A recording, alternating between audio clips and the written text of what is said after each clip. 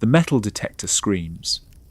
High-pitched, urgent, the sound that makes Vietnamese bomb disposal expert Nguyen Van Duc freeze in his tracks.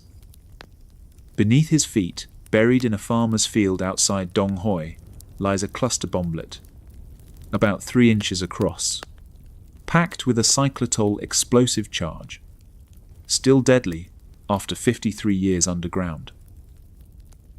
This is Vietnam in 2025.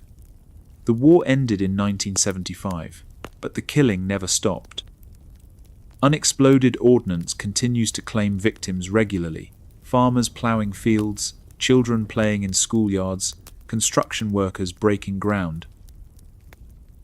The numbers are staggering. During the 1960s and early 70s, American and Allied forces expended massive tonnages of munitions across Indochina. Estimates suggest roughly 10% of some weapons failed to detonate on impact. Vietnamese authorities estimate hundreds of thousands of tons of unexploded ordnance remain scattered across the landscape.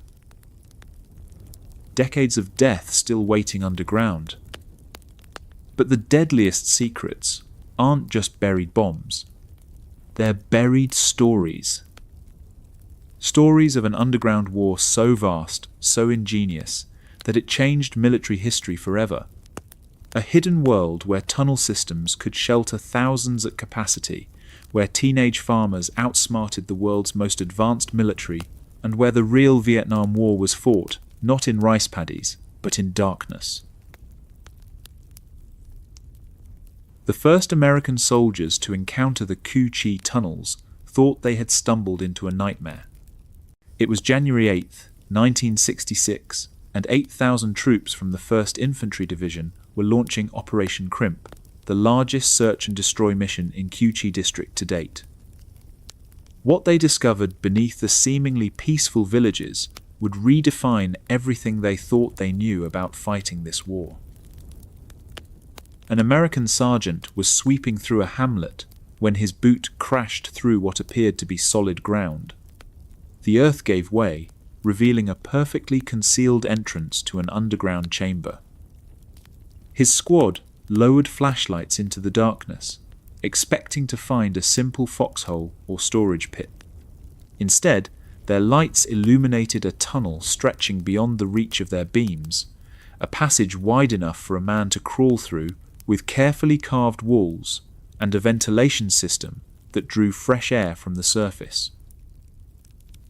Within hours, American forces across Cu Chi District were making similar discoveries. Not isolated hiding spots, but an interconnected network of tunnels that seemed to span the entire operational area. Military engineers would later estimate the total length at dozens of confirmed kilometers, with Vietnamese sources claiming the network extended up to 250 kilometers when fully mapped. What the Americans had found was the product of 20 years of backbreaking labor by Vietnamese resistance fighters. The tunnel system in Cu Chi District represented one of the most remarkable engineering achievements in military history, an underground network that could shelter thousands of people during peak wartime conditions. But to understand how teenage farmers had accomplished what American intelligence had failed to detect, you had to go back to 1946. Nguyen Van Chia was born in Cu Chi District in 1944, during the final years of World War II. By the time he turned 17 in 1961, American military advisors were arriving in growing numbers to support the South Vietnamese government against communist insurgency. Chia lived in a village where his family had farmed for generations, a quiet teenager who helped tend their small plot of land during the day. But at night, he joined the National Liberation Front, the communist guerrilla organization Americans called the Viet Cong. His weapon wasn't an AK-47 or grenades. It was a pick with a very small head designed specifically for digging through Cu Chi's notorious red clay soil. "We didn't have digging machines," Chia would recall decades later. "Just our elbow grease. We had to use picks with very small heads because the earth was so hard that if the blades were too wide, they wouldn't work. The soil in Cu-Chi contained laterite clay, weathered iron oxides that created earth as hard as concrete when dry, yet stable enough to carve when properly worked. This geological accident would prove perfect for construction and perfect for war. The clay held its shape when excavated, creating tunnels that could withstand bombing, flooding, and decades of use. Reinforced naturally by bamboo roots that grew throughout the region, the red earth became the foundation for an underground resistance network. The tunnel construction had begun during the First Indochina War against France in 1946. Vietnamese resistance fighters started with simple trenches and foxholes, gradually connecting these positions into longer passages. When the French departed in 1954, the tunnel network remained and continued growing. By 1960, when the National Liberation Front formed on December 20th, Cu-Chi's underground infrastructure was already extensive. But the arrival of American advisors under President Kennedy triggered a massive expansion project. Young men like Huyen Van Chia joined work crews that operated exclusively at night, using the darkness to mask their activities from aerial surveillance. Every night after his family slept, Chia would slip away to join diggers scattered across the district. They excavated by moonlight, using flat bamboo baskets called ki to remove soil from their tunnels. The removed earth couldn't simply be piled nearby. That would reveal their locations to American reconnaissance flights. Instead, they scattered soil across rice paddies, mixed it into existing mounds, or dumped it into streams where monsoon rains would wash evidence away. The work was dangerous, beyond imagination. Cave-ins could bury diggers alive in the hard clay. Poor ventilation left workers gasping for air in chambers 6 meters underground. Former tunnel workers would later report long-term health problems from prolonged exposure to underground conditions. And always there was the risk of discovery. American patrols, South Vietnamese forces, or informants who might report suspicious activity. But Chia and thousands like him kept digging because they weren't building hideouts. They were building a weapon. The completed tunnel network that American forces discovered during Operation Crimp was an engineering marvel that defied conventional military thinking. The system typically featured 3 main levels, though some sections extended deeper. The first level, just below the surface, housed booby traps and spider holes, concealed firing positions where a single sniper could emerge, shoot, and vanish within seconds. American soldiers walking overhead had no idea that enemy fighters lay just feet beneath their boots, watching through carefully camouflaged observation posts. The second level, 4 meters underground, contained the command infrastructure where Viet Cong officers planned operations and coordinated with resistance cells throughout the region. Meeting rooms carved from red clay hosted strategy sessions that would influence the course of the war. Communications equipment, carefully waterproofed and hidden, maintained contact with higher-level command structures and, ultimately, with Hanoi through a network of couriers and regional commanders. 6 meters down lay the heart of underground life in Cu-Chi. This level protected the most vulnerable members of the resistance community: children, elderly residents, wounded fighters, and pregnant women. Operating theaters allowed communist medics to perform surgery by candlelight, while American helicopters thundered overhead. Stockpiles of weapons, ammunition, food, and medical supplies filled carefully excavated storage chambers. Workshops produced everything from sandals cut from tire rubber to improvised explosive devices crafted from unexploded American ordnance. The deepest sections, extending 12 meters underground near the water table, served as emergency refuges during intense bombardment. These chambers included fresh water wells, ensuring survival during extended periods when surface access became impossible. However, the tunnels still required regular supply runs from above-ground villages and external support networks. Complete self-sufficiency underground was impossible for extended periods. Ventilation proved crucial to the system's success and survival. Vietnamese engineers designed an intricate network of air shafts that drew fresh air from multiple surface points while dispersing cooking, smoke, and human exhalation across wide areas.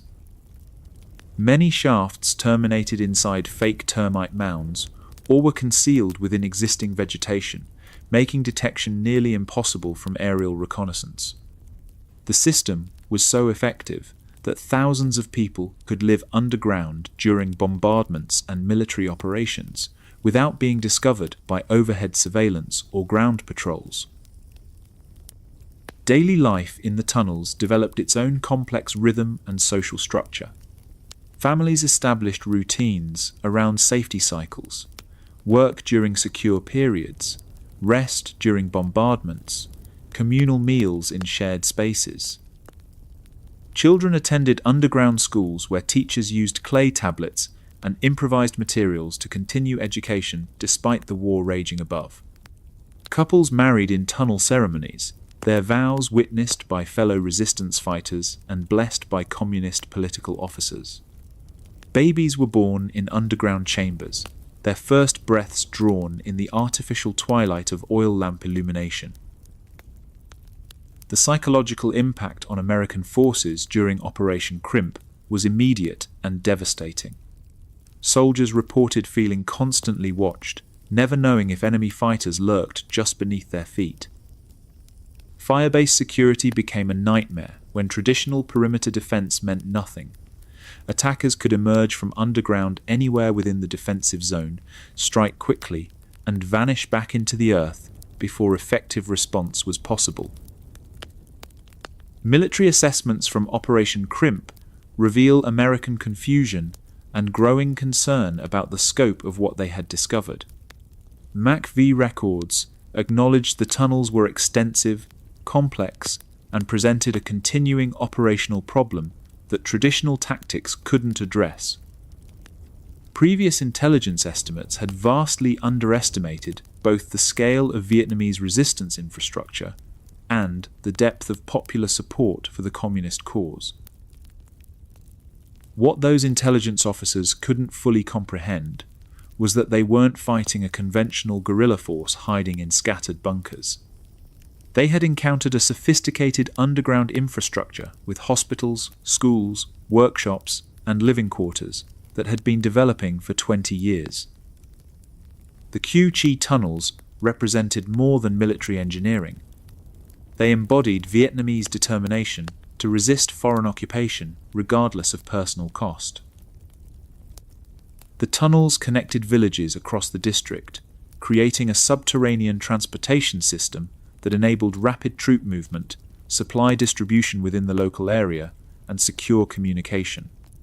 A fighter could travel from one end of Cu Chi to the other without ever appearing on the surface, completely bypassing American checkpoints, patrols, and surveillance systems.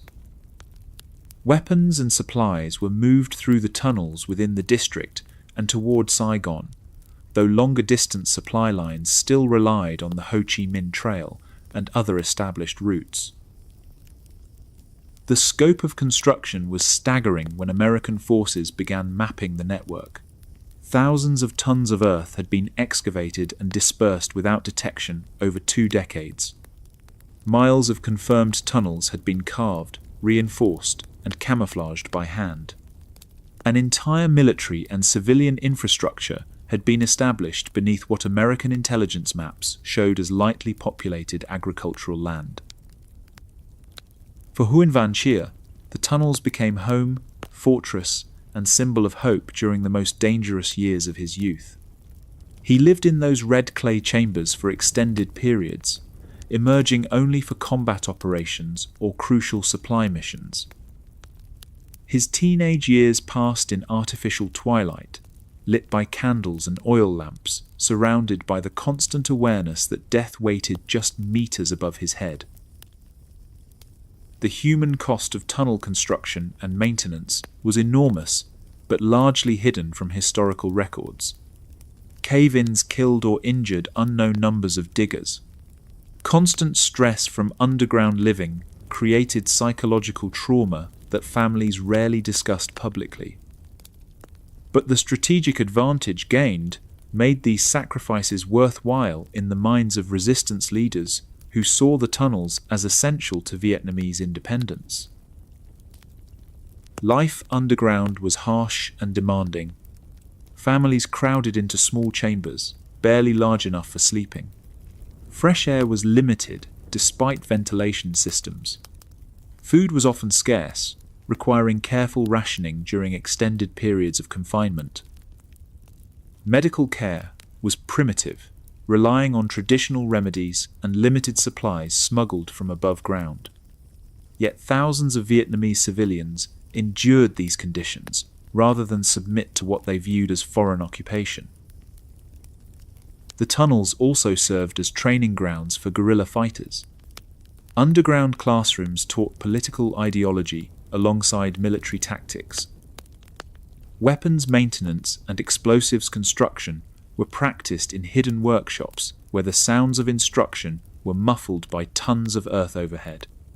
New recruits learned to navigate the maze-like passages in complete darkness, developing skills that would prove invaluable during combat operations. By January 1966, when American forces stumbled into this underground world during Operation Crimp, the tunnel system was a mature infrastructure capable of supporting large-scale military operations. What had begun as simple trench networks had evolved into a sophisticated resistance base, complete with all the facilities needed to sustain prolonged warfare against technologically superior opponents. The discovery marked a turning point in American understanding of their enemy's capabilities and determination. Previous intelligence estimates had assumed Vietnamese resistance was poorly organized and equipped. The tunnels proved that this wasn't a conventional insurgency that could be defeated through superior firepower and technology alone.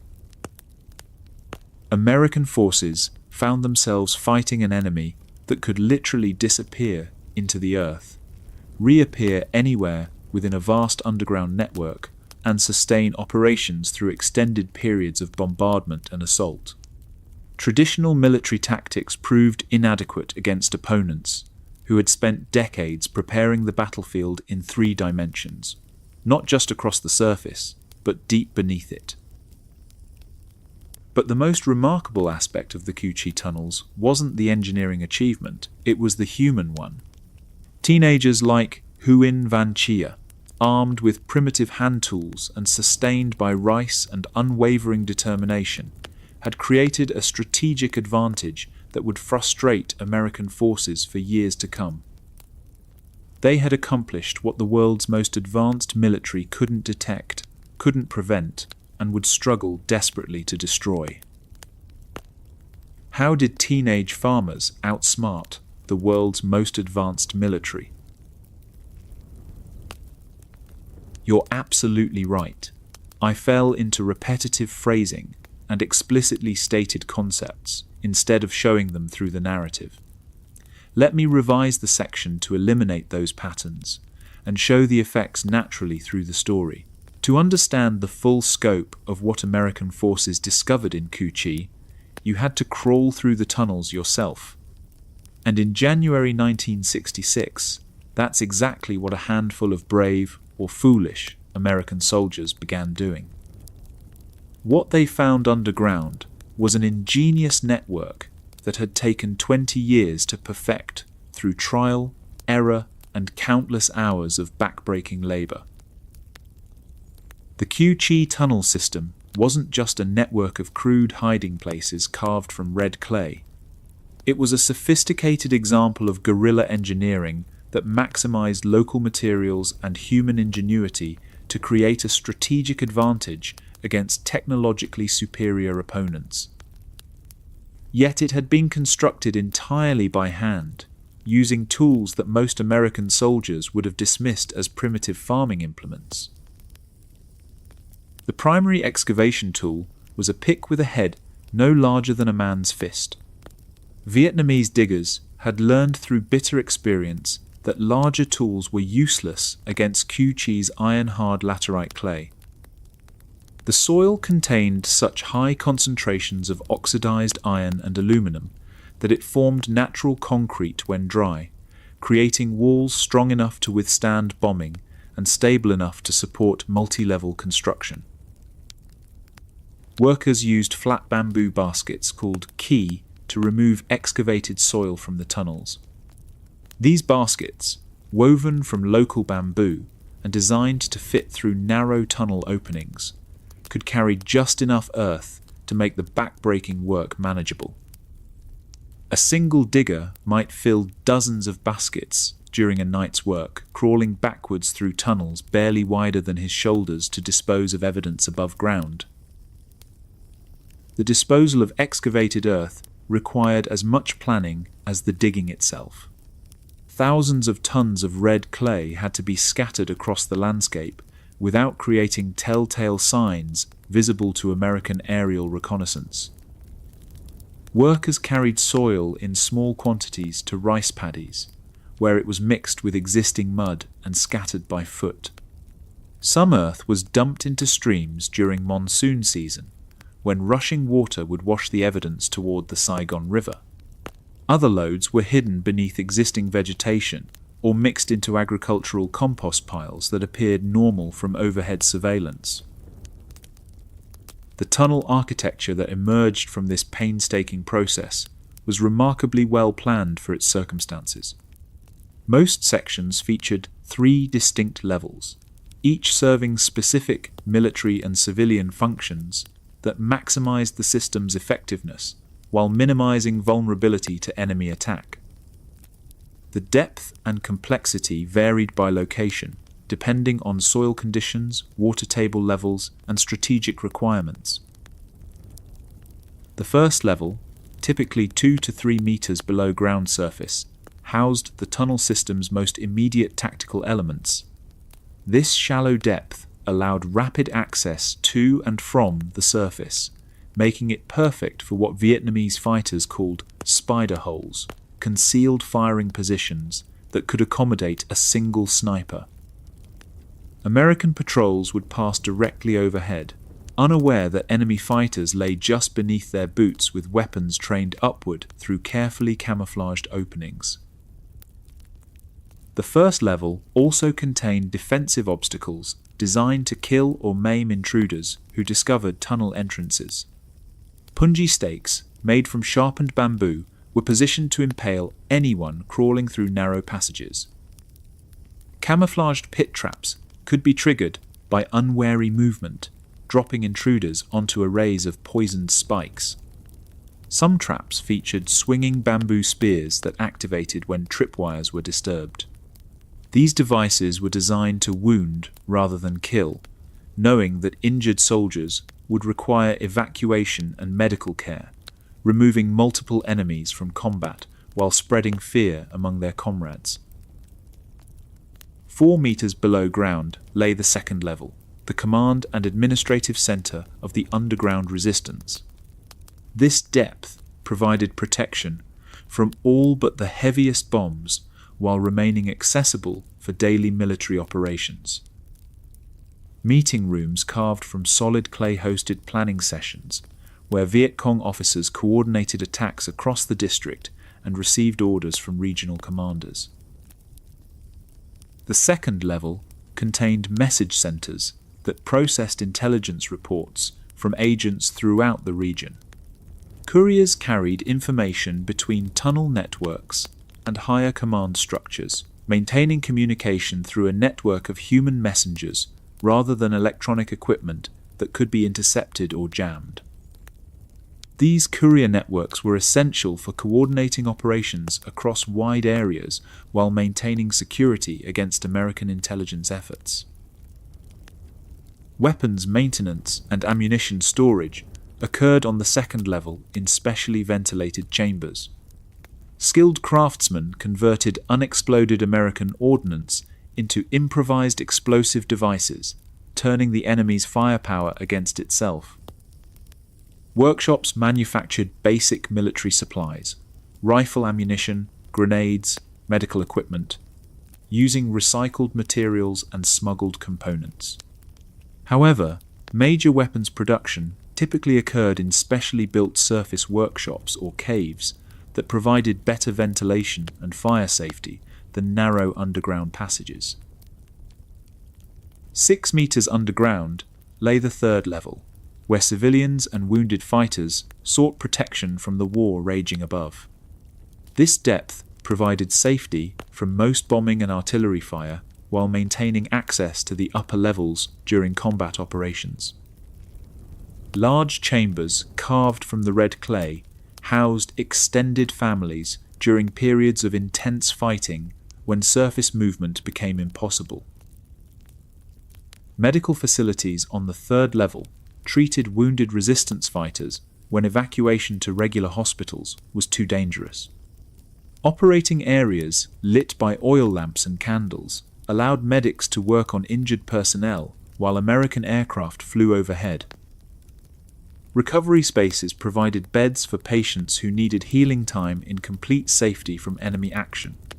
Traditional medicine practitioners prepared herbal treatments when modern pharmaceuticals were unavailable through regular supply channels.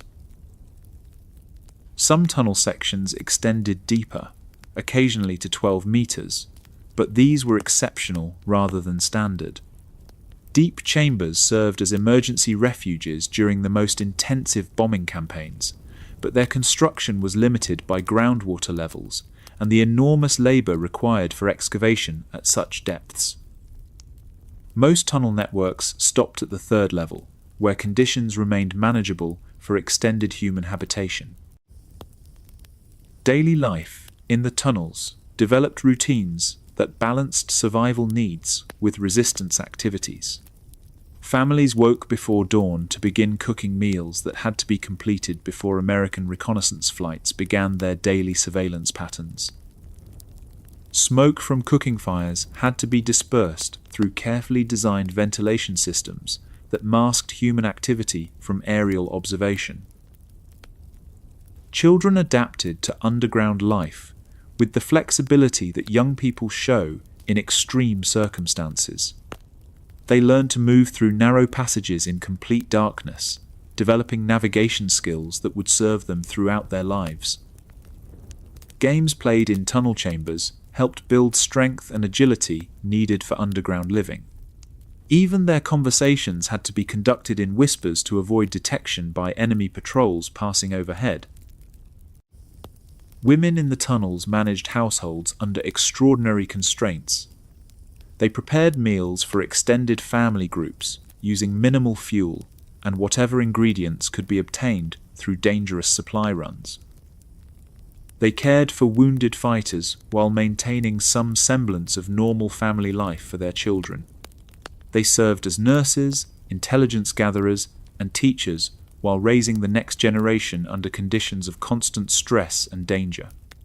Their contributions to the resistance were often invisible to outsiders, but absolutely essential to the tunnel system's survival. Education continued in the tunnels, though formal schooling was necessarily limited and informal. Children received basic literacy instruction using improvised materials, pieces of charcoal for writing, scraps of paper, or bark when available. Adults taught practical skills needed for underground survival, alongside political education about Vietnamese history and resistance goals. These informal schools ensured that children developed both practical survival skills and the nationalist beliefs necessary for continued resistance. American soldiers walking over the tunnels began developing symptoms that military doctors couldn't easily explain. Men reported difficulty sleeping, constantly checking the ground beneath their feet, jumping at unexpected sounds from below. Patrols moved more slowly, soldiers prodding the earth with bayonets, afraid to step on solid-looking ground that might collapse into enemy territory. The simple act of walking through Cu Chi district became an exercise in paranoia and fear.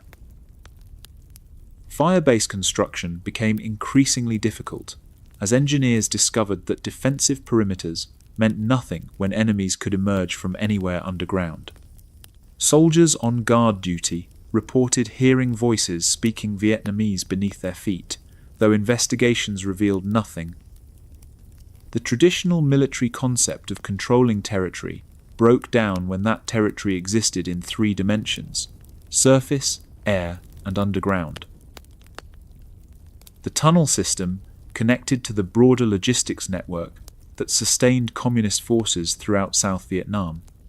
The Ho Chi Minh Trail, the legendary supply route running from North Vietnam through Laos and Cambodia, terminated in networks like Cu Chi that distributed weapons, ammunition, and personnel to resistance cells near major cities.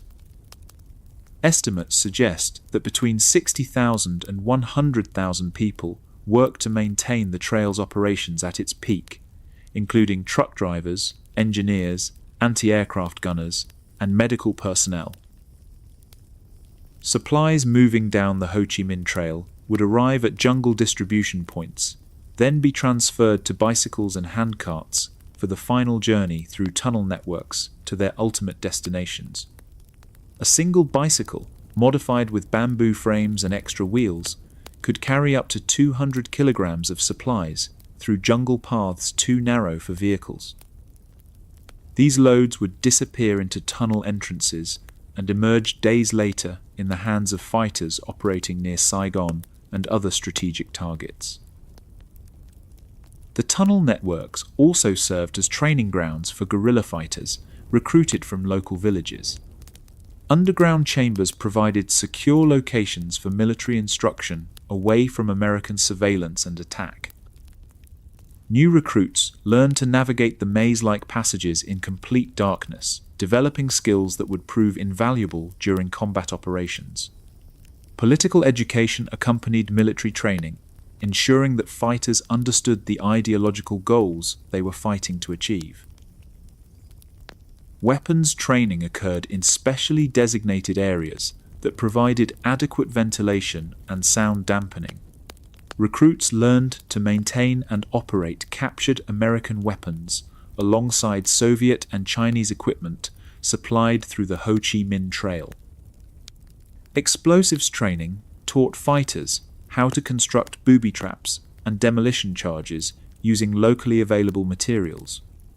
Combat tactics emphasized stealth, surprise, and rapid withdrawal, techniques perfectly suited to the tunnel environment and guerrilla warfare generally. Marriage ceremonies in the tunnels became powerful symbols of hope during the war's darkest periods.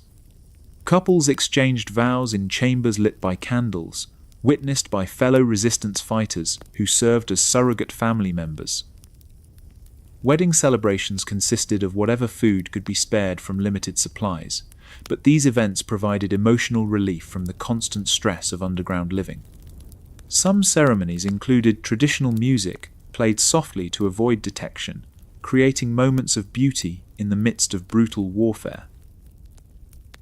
Children born in the tunnels became symbols of Vietnamese determination to continue their struggle despite overwhelming odds. These babies took their first breaths in artificial twilight, surrounded by the distant sounds of bombing and the whispered conversations of fighters planning their next operations. Mothers gave birth with assistance from traditional midwives who had adapted ancient practices to underground conditions. Birth announcements were celebrated quietly, with small gifts crafted from whatever materials could be found or repurposed. The tunnel preservation efforts that began decades after the war ended faced significant challenges in maintaining structural integrity while providing public access. Many original passages had collapsed or filled with water during the intervening years. Restoration work required careful archaeological documentation to ensure that modifications for tourist safety didn't compromise historical accuracy. Engineers widened selected passages significantly to accommodate Western visitors while preserving unmodified sections that demonstrate original conditions. Today, preserved tunnels display authentic artifacts alongside reconstructed examples of daily life underground. Visitors examine primitive excavation tools, weapons maintained in underground workshops, and personal belongings of families who lived beneath the earth during the conflict. Mannequins dressed in period clothing demonstrate activities like cooking, weapon maintenance, and medical care as they occurred during wartime conditions. Interactive displays allow visitors to experience the claustrophobic reality of underground movement through original-sized passages. Modern guides include veterans of the resistance and their descendants, providing personal accounts that transform tourist curiosity into genuine appreciation for wartime sacrifices. Their stories reveal the human cost of the engineering achievement visitors are exploring. These narratives explain how ordinary Vietnamese families chose resistance over submission, enduring years of underground hardship to maintain their independence struggle. International visitors leave with profound respect for Vietnamese resilience and creativity under extreme adversity. Archaeological work continues uncovering new tunnel sections using ground-penetrating radar and other modern detection techniques.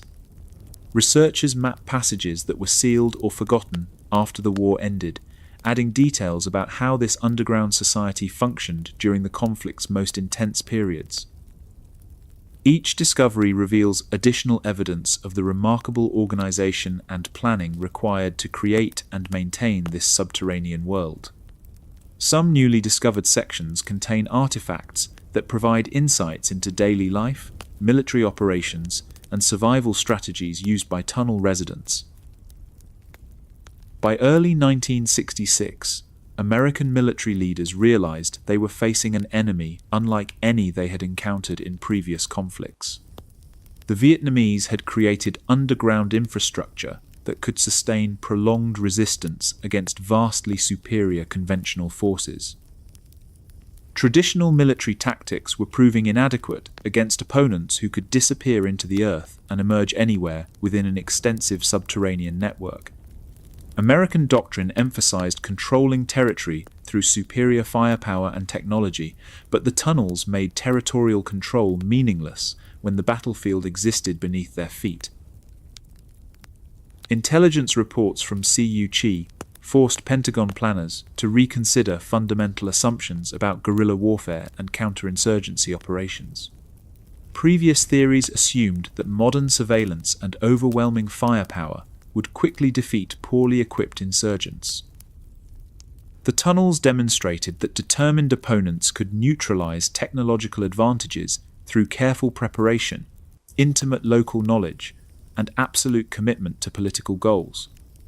American military thinking would have to evolve beyond conventional warfare doctrine to address this three-dimensional battlefield challenge. America's response would change warfare forever. Private Tommy Williams was 5 feet 4 inches tall and weighed 130 pounds, soaking wet. In most armies, his slight build would have relegated him to support duties: clerk, radio operator, supply handler. But in Cu Chi District, during 1966, Williams had become one of America's most valuable soldiers. Because when Vietnamese fighters vanished into their underground networks, only men like Williams could follow them into the darkness. The discovery of the Cu Chi tunnel system during Operation Crimp had created a tactical problem that American military doctrine was completely unprepared to address. Standard infantry tactics assumed combat would occur on a two-dimensional battlefield, across terrain that could be observed, mapped, and controlled through superior firepower. But the Vietnamese had created a three-dimensional combat environment that extended deep beneath the ground, where American technological advantages became useless. Conventional weapons couldn't reach enemies hiding in underground chambers. Artillery and airstrikes were ineffective against targets protected by tons of red clay. Even direct assault was impossible when tunnel entrances were too small for most American soldiers to enter. The Vietnamese had found the one place where David could consistently defeat Goliath, in spaces so confined that size, strength, and advanced weaponry became disadvantages rather than assets. American commanders faced a stark choice: ignore the tunnels and allow Vietnamese fighters to operate with impunity from their underground sanctuaries, or find a way to pursue them into their subterranean lairs. The decision was made to recruit volunteers for what would become the most dangerous job in Vietnam: crawling into enemy tunnels armed only with pistols, knives, and flashlights to engage in close quarters combat in complete darkness. The men who volunteered for tunnel duty became known as tunnel rats. The nickname emerged naturally from the cramped, underground conditions where they worked, crawling through passages barely wide enough for their shoulders while hunting human prey in their own dens. It was a job that required a specific type of soldier, small enough to fit through narrow openings, brave enough to enter spaces where death waited around every corner, and mentally tough enough to fight in an environment that violated every human instinct about safe spaces. Physical requirements for tunnel rats varied by unit and tunnel complex, but smaller stature was universally preferred.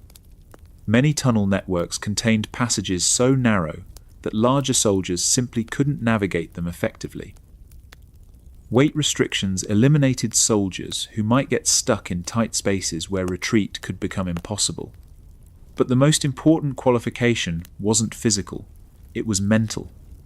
Volunteers had to overcome claustrophobia, fear of darkness, and the natural human reluctance to enter confined spaces where enemies waited in ambush. Standard military equipment proved problematic in tunnel environments. M16 rifles were too long for the narrowest passages and created significant tactical disadvantages in close-quarters fighting. High-velocity rounds risked dangerous overpenetration through tunnel walls and ricochet in confined spaces that could injure the shooter as easily as the target. Instead, tunnel rats carried 45 caliber pistols, 38 caliber revolvers, combat knives, and military-issue flashlights that provided illumination while keeping one hand free for weapons or navigation. The flashlight became both essential tool and deadly liability in underground combat. Tunnel rats needed light to navigate maze-like passages, identify booby traps, and locate enemy positions. But the beam also announced their presence to Vietnamese fighters who knew every inch of their underground territory and could move through familiar tunnels in complete darkness.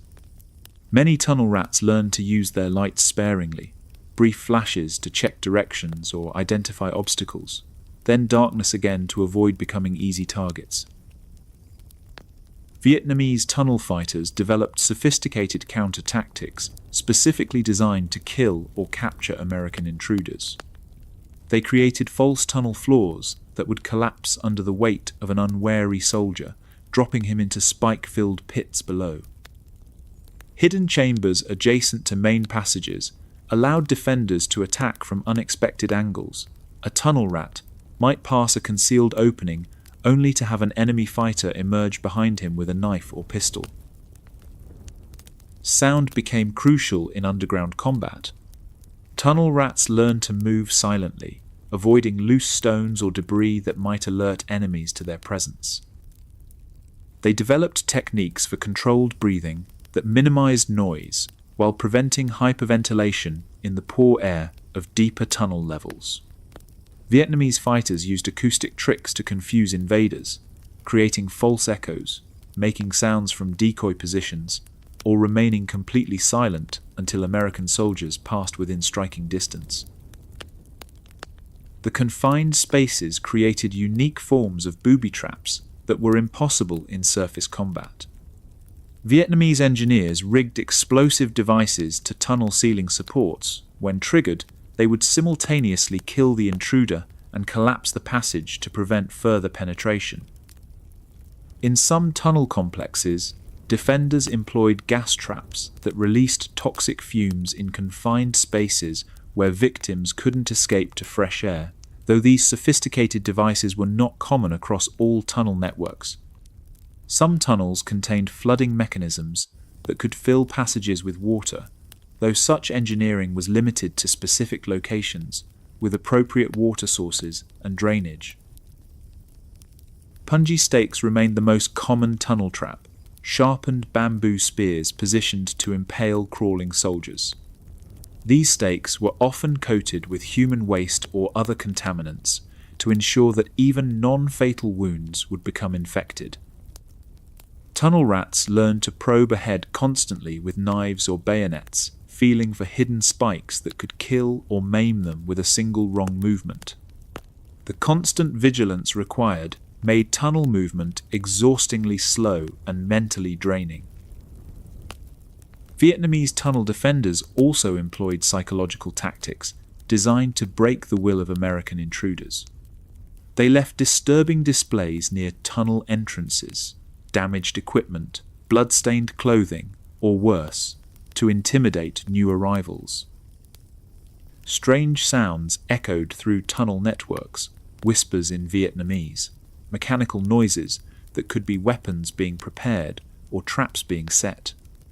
The uncertainty of what waited in the next chamber created constant stress that wore down even the bravest soldiers. Communication between tunnel rats and their surface support teams presented enormous challenges. Radio signals couldn't penetrate the earth effectively, leaving underground soldiers essentially cut off from backup or medical support. Some units developed telephone line systems, thin wires that could be strung through tunnel passages to maintain contact with the surface. But these lines were easily cut by enemy fighters or damaged by explosions, often leaving tunnel rats alone in hostile underground territory with no means of calling for help. The work took its toll on every man who descended into the tunnels. Soldiers who had been fearless in surface combat found themselves shaking with terror at tunnel entrances. Some developed severe claustrophobia that ended their underground careers after just a few missions. Others became obsessed with tunnel fighting, volunteers who sought out the most dangerous assignments and seemed addicted to the unique terror and adrenaline rush of subterranean warfare. Sleep became elusive for many tunnel rats.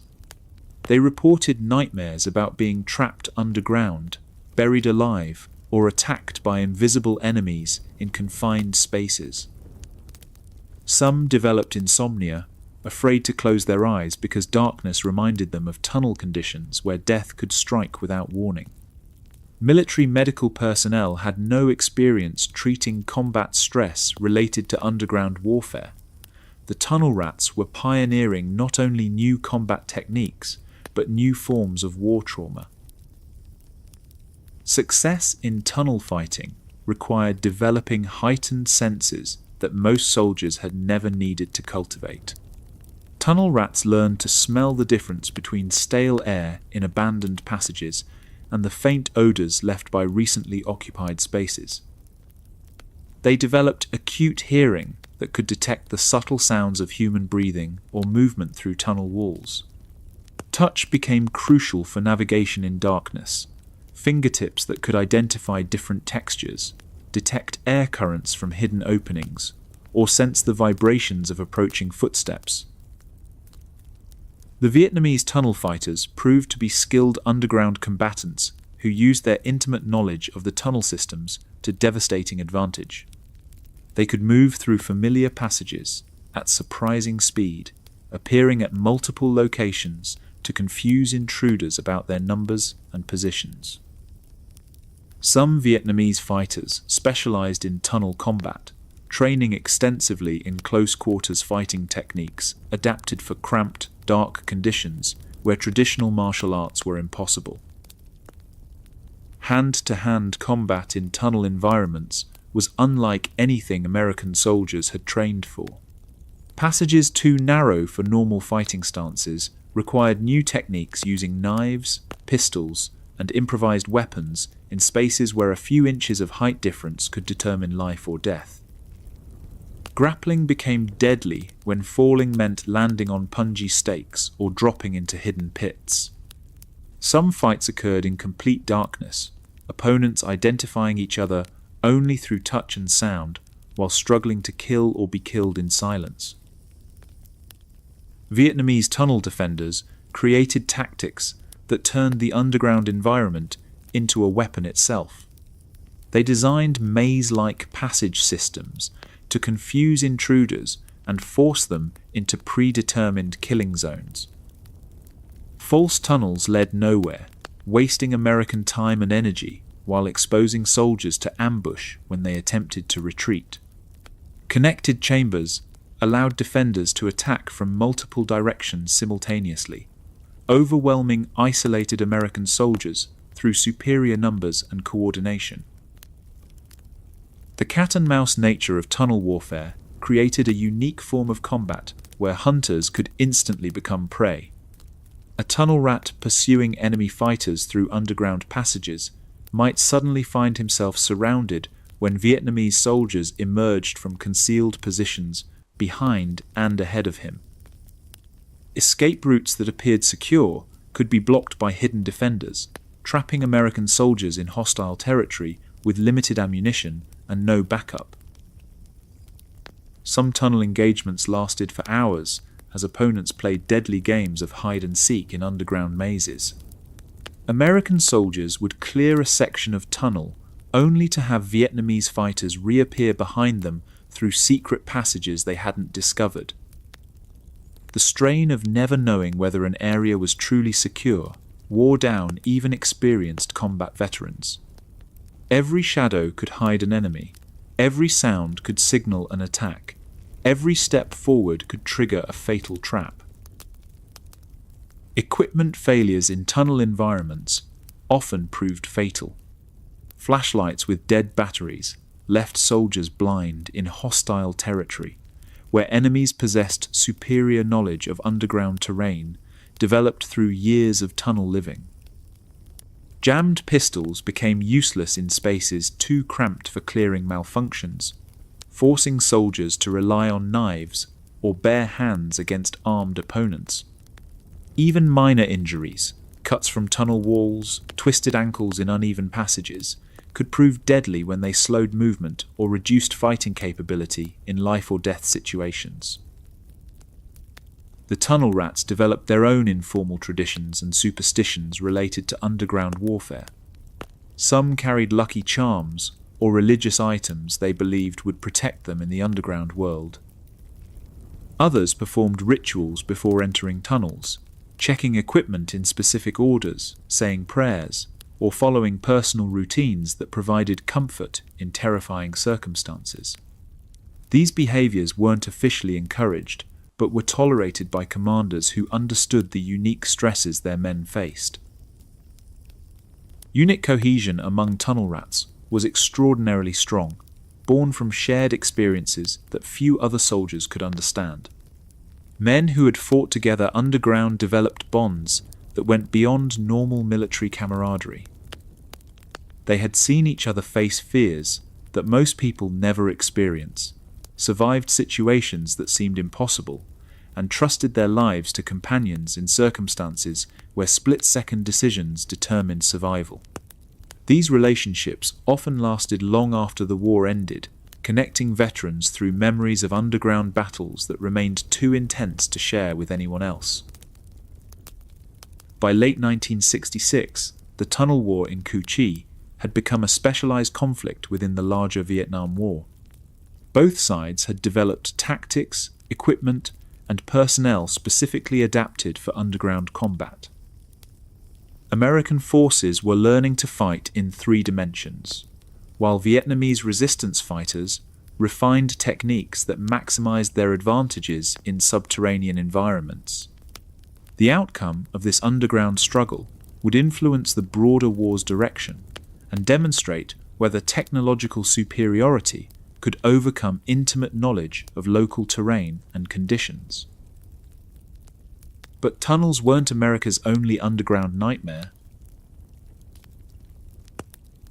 Ho Van Tiem was 20 years old when the first American bombs fell on his village. It was 1965, and Vinh Moc sat just north of the 17th parallel, the line that divided North and South Vietnam according to the Geneva Accords of 1954. For the villagers, this invisible boundary meant nothing. For American military planners, it meant everything. Vinh Moc was enemy territory. The village hugged the coastline of the South China Sea, its simple thatch houses scattered among coconut palms and fishing boats pulled up on the sandy beach. 400 people lived here, making their living from the sea and small plots of rice that grew in the fertile soil near the water. It should have been paradise. Instead, it became a target. Vinh Moc's location made it strategically vital to North Vietnamese forces. The village sat at the mouth of the Ben Hai River, which marked the official demilitarized zone between North and South Vietnam. Supply boats could land on the beach under cover of darkness, unloading weapons, ammunition, and personnel for communist forces operating in the south. American surveillance detected this activity almost immediately. The village suffered heavy, often sudden bombardment beginning in 1965. Navy destroyers offshore opened fire with their 5-inch guns, sending shells screaming into the village during attacks that came without warning. Fighter bombers followed, dropping napalm and high explosives on houses where families were preparing for their daily routines. Contemporary summaries and local testimony describe civilian deaths in the area, though precise casualty figures for individual strikes vary in available sources. Ho Van Tiem watched his neighbour's house disappear in a ball of flame during one of these early attacks. The old woman who lived there, Mrs. Nguyen, who had taught him to mend fishing nets as a boy, was killed when the roof collapsed. Her grandchildren, playing in the yard moments before, were found buried under smoking debris. Tiem realized that his peaceful fishing village had become a battlefield, and the enemy possessed weapons beyond imagination. The villagers faced an impossible choice. They could abandon their ancestral homes, leaving behind everything their families had built over generations. They could stay and risk death from American bombardment that would only intensify as the war escalated. Or they could find a way to survive that no village in human history had ever attempted. The first shelters were simple affairs, A-shaped trenches covered with logs and sandbags that could protect a family during bombing attacks. Tiem helped dig these initial refuges, working alongside his father and brothers to excavate holes deep enough to survive shell fragments and bomb blasts. The shelters could withstand direct hits from naval gunfire and protected villagers during the daily bombing runs that American forces began conducting with clockwork regularity. But the A-shaped shelters had limitations. They were scattered across the village, making communication impossible during attacks. Families were isolated from each other, unable to share resources or coordinate survival efforts. Medical care was impossible when wounded villagers were trapped in separate shelters with no way to reach help. Most importantly, the shelters offered no protection against prolonged bombardment campaigns that could last for days or weeks. Village elders made a decision that seemed insane to outside observers. Rather than flee or surrender, Vinh Moc would disappear. The entire village, men, women, children, elderly, sick, and healthy, would move underground and continue living beneath the earth until the war ended. They would excavate a tunnel system extensive enough to house the entire population while maintaining access to the sea for fishing and supply operations. Construction began in early 1966, just months after the bombing intensified. Unlike the sophisticated engineering at Cu Chi, Vinh Moc's tunnels were built by people with no military training or advanced planning. They were fishermen, farmers, and shopkeepers who learned excavation techniques through trial and error while American shells exploded overhead. Their tools were simple: shovels, baskets, and determination that bordered on desperation. The local geology presented unique challenges that differed significantly from other tunnel sites. The tunnels were dug into locally available strata that varied across the site. Some areas featured limestone and red basalt that provided stability, while other sections required working through different soil compositions. Diggers had to work carefully to avoid cave-ins that could bury workers alive, while also ensuring that tunnel walls remained strong enough to support the weight of buildings and bomb explosions above. The proximity to the ocean meant that tunnels had to be sealed against water infiltration while maintaining adequate ventilation for human habitation. The tunnel network that emerged over 18 months of construction was remarkable in its scope and ambition. 2 kilometers of passages connected the village center to the beach, allowing villagers to move between their underground homes and the fishing boats that remained essential to their survival. The main tunnel ran parallel to the coastline, with dozens of smaller passages branching off to create living spaces, storage areas, and emergency exits. Multiple levels provided different functions and varying degrees of protection. The uppermost tunnels, relatively shallow, housed kitchens and daily living areas that could be quickly accessed during brief lulls in bombing. Intermediate levels contained bedrooms and family living spaces where villagers spent most of their underground existence. The deepest sections, which some accounts describe as extending over a dozen meters below ground, served as emergency shelter during the most intensive bombing campaigns and housed the village's most precious resources. Ventilation was crucial to the tunnel system's success. Ocean winds entering at the beach could be channeled through the tunnel network and exhausted at various points inland, creating air circulation that made long-term underground living possible. The natural airflow was enhanced by carefully positioned ventilation shafts that were camouflaged to look like natural features or concealed within existing vegetation. Without this airflow system, the tunnels would have become death traps where hundreds of people would suffocate in their underground refuge. Daily life in the Vinh Moc tunnels developed routines that balanced survival needs with maintaining some semblance of normal village life. Families woke before dawn to prepare meals in underground kitchens equipped with clay stoves, whose smoke was dispersed through elaborate ventilation systems. Children attended informal schools in tunnel chambers lit by oil lamps, learning basic literacy and mathematics from adults who had received education before the war. Evening gatherings featured storytelling, traditional songs sung softly to avoid detection, and planning sessions where villagers discussed fishing schedules, food distribution, and tunnel maintenance. Residents described significant strain from prolonged underground living.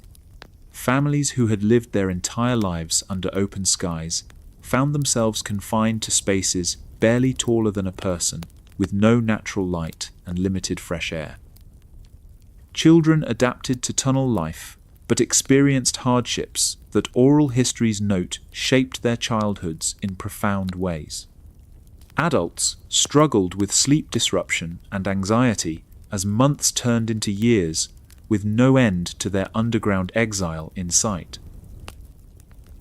Yet the village maintained remarkable cohesion and mutual support throughout their subterranean ordeal. Families shared food when individual supplies ran low, ensuring that no one starved even during the most difficult periods. Elderly villagers contributed their knowledge and experience to collective decision-making, while younger adults took on the most dangerous tasks, like maintaining tunnel entrances and conducting surface reconnaissance.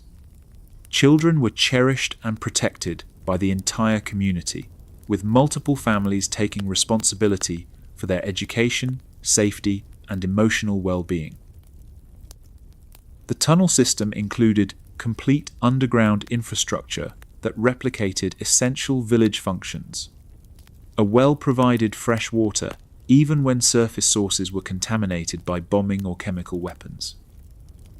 Storage chambers held rice, dried fish, and preserved vegetables sufficient to feed the entire population for extended periods when fishing became impossible due to bombardment.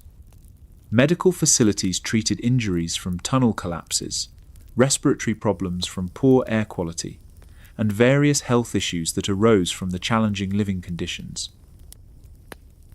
Births in the tunnels became powerful symbols of hope and determination. 17 babies were born in the Vin Mock tunnels between 1966 and 1972, their arrivals celebrated by the entire underground community despite the dire circumstances. Traditional birth attendants adapted their practices to underground conditions, using improvised medical supplies and sterilization techniques that prevented infection in the challenging environment. These children knew no other world than the tunnels for their first years of life, developing in artificial twilight with the constant sound of distant explosions as their lullabies. Ho Thi-Ju was one of those tunnel babies, born in 1967 when the bombing of Vin Mock was at its most intense. Her earliest memories were of oil lamps flickering on tunnel walls, the voices of adults speaking in hushed tones about surface conditions, and the trembling of the earth when American bombs exploded overhead. She learned to walk in passages barely wide enough for adult shoulders, and developed the ability to navigate the tunnel system in complete darkness through touch and sound alone. For Ju and the other tunnel children, underground life became their normal reality. They played games adapted for cramped spaces, learned to read using scraps of paper and makeshift writing materials, and developed social skills within a community where everyone knew everyone else intimately. Their playground was a network of tunnels where hide and seek took on survival significance, and where the slightest noise could endanger the entire village if it attracted enemy attention. Yet they remained children, finding joy and wonder even in the most constrained and dangerous circumstances imaginable. Education in the tunnels emphasized practical skills alongside traditional learning. Children learned to identify different types of aircraft by sound, distinguishing between American reconnaissance flights that required complete silence and combat aircraft that meant imminent bombardment. They developed acute hearing that could detect approaching sounds through tunnel walls or recognize the subtle changes in air pressure that preceded bombing attacks. Traditional subjects like mathematics and literature were taught using examples relevant to their underground existence, calculating food rations, memorizing poems that preserved village history, and learning geography through maps of tunnel systems rather than surface terrain. The tunnel community developed its own economic system based on collective ownership and shared responsibility. Individual families maintained their own living spaces and personal belongings, but essential resources like food, fuel, and medical supplies were managed collectively to ensure equitable distribution. Work assignments were made based on individual abilities and community needs rather than traditional gender or age roles. Elderly men might care for young children, while women maintained ventilation systems and young adults conducted dangerous surface operations. Religious and cultural practices continued underground, adapted to the constraints of tunnel living. Buddhist ceremonies were conducted in whispered voices, with offerings of rice and incense that had to be carefully rationed. Ancestor veneration continued with makeshift altars constructed in tunnel chambers, maintaining spiritual connections that helped villagers endure their underground exile. Traditional festivals were celebrated quietly, with limited food and decorations, but full emotional investment from community members who desperately needed reasons for hope and celebration. The tunnels also served as a base for resistance activities against American and South Vietnamese forces. Village men participated in intelligence gathering operations, reporting on enemy troop movements and naval activities observed from concealed positions along the coast. Supply operations continued, with boats landing on the beach under cover of darkness to deliver weapons and ammunition to communist forces operating throughout the DMZ region. The underground population provided logistical support for these operations while maintaining their primary focus on survival and community preservation. By 1968, the Vinh Moc tunnels had become a complete underground society with its own customs, leadership structure, and survival strategies refined through years of trial and error. The villagers had proven that civilian populations could resist even the most intensive bombing campaigns through collective effort, innovative engineering, and unwavering determination to preserve their community. Their success inspired other villages throughout North Vietnam to attempt similar underground survival projects, though few achieved Vinh Moc's remarkable longevity and cohesion. The outside world remained largely unaware of Vinh Moc's underground transformation. American intelligence reports noted the village's apparent abandonment, but failed to detect the extensive tunnel system or the hundreds of people living beneath the seemingly empty landscape.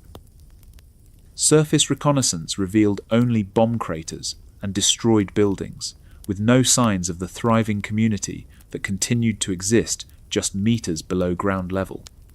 This invisibility became the village's greatest asset, allowing them to survive and resist while remaining hidden from their enemy's most advanced surveillance technologies. The success of the tunnel system reduced civilian casualties significantly compared to villages that remained on the surface, though the broader Vinh Linh area continued to suffer from the intensive bombardment campaigns.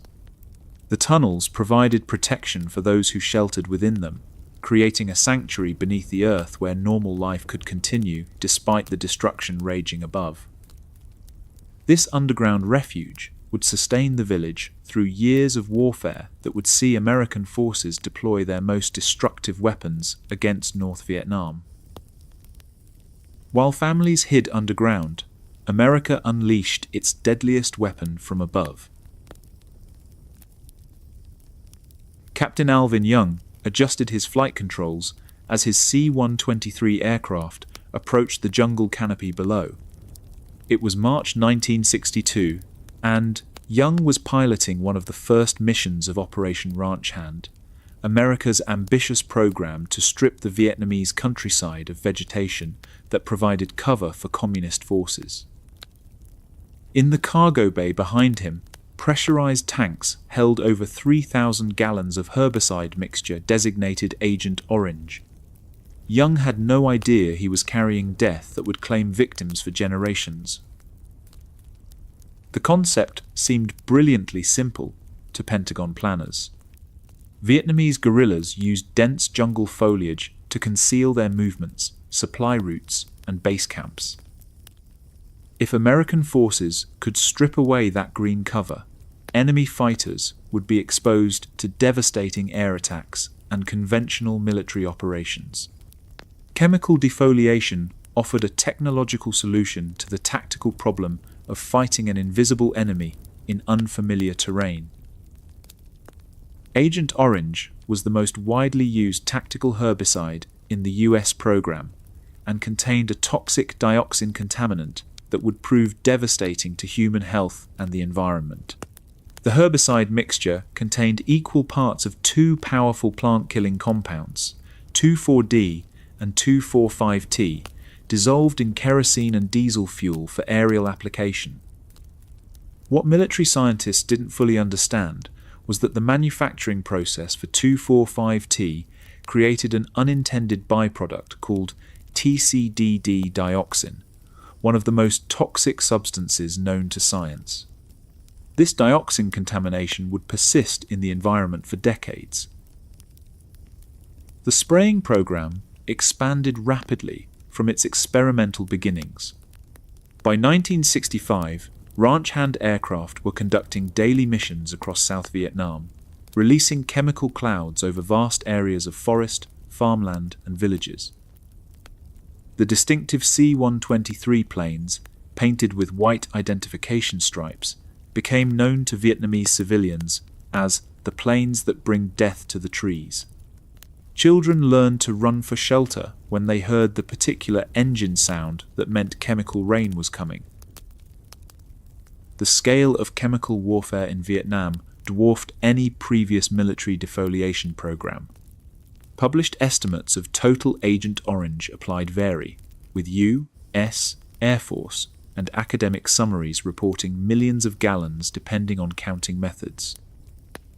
Some estimates suggest approximately 11 million gallons of Agent Orange among roughly 18 million gallons of all herbicides sprayed across South Vietnam, Laos, and Cambodia. This massive quantity of chemicals was applied to an estimated 12% of South Vietnam's total land surface, an area roughly the size of Massachusetts. Some strategic areas near the Cambodian border were sprayed dozens of times as American forces attempted to permanently clear infiltration routes. The immediate effects were visible within days of spraying. Jungle canopies that had provided shade and concealment for centuries turned brown and died, leaves falling like snow across the landscape. Ancient hardwood trees, some over 100 years old, withered and collapsed within weeks of chemical exposure. Entire ecosystems, millions of years in the making, disappeared in a matter of months as Agent Orange destroyed not just target vegetation, but every plant it touched. No region suffered more severely than A Luoi province in central Vietnam. This mountainous area near the border with Laos sat directly astride the Ho Chi Minh Trail, making it a prime target for intensive defoliation operations. The A Luoi Valley is well documented as one of the most heavily sprayed areas, with local reports citing hundreds of individual spray missions over the course of the war. Approximately 80% of the province's 1,000 square kilometers received direct herbicide exposure, with some valleys sprayed so frequently that they resembled lunar landscapes.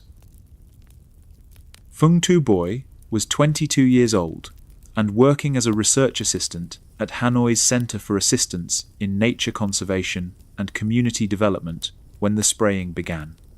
A botany student specializing in forest ecology, Boy initially focused on documenting plant species diversity in Vietnam's highland forests. But as reports arrived of massive defoliation in the south, his research shifted to understanding the ecological catastrophe unfolding across his country. He would spend the next 60 years studying the environmental consequences of chemical warfare. In 1973, when the Paris Peace Accords ended direct American military involvement in Vietnam, Boy led the first scientific expedition to A Luoi province to assess the chemical damage. What his team found exceeded their worst expectations. Vast areas that satellite images from 1960 showed as dense forest had become barren wastelands where nothing grew. Streams that once ran clear flowed red with eroded soil from hillsides no longer held in place by tree roots. Wildlife populations had crashed. Birds, mammals, and insects had disappeared from areas where they had thrived for millennia. But the most disturbing discovery was invisible. Soil samples collected throughout the province revealed massive dioxin contamination that far exceeded any safety standards for human exposure.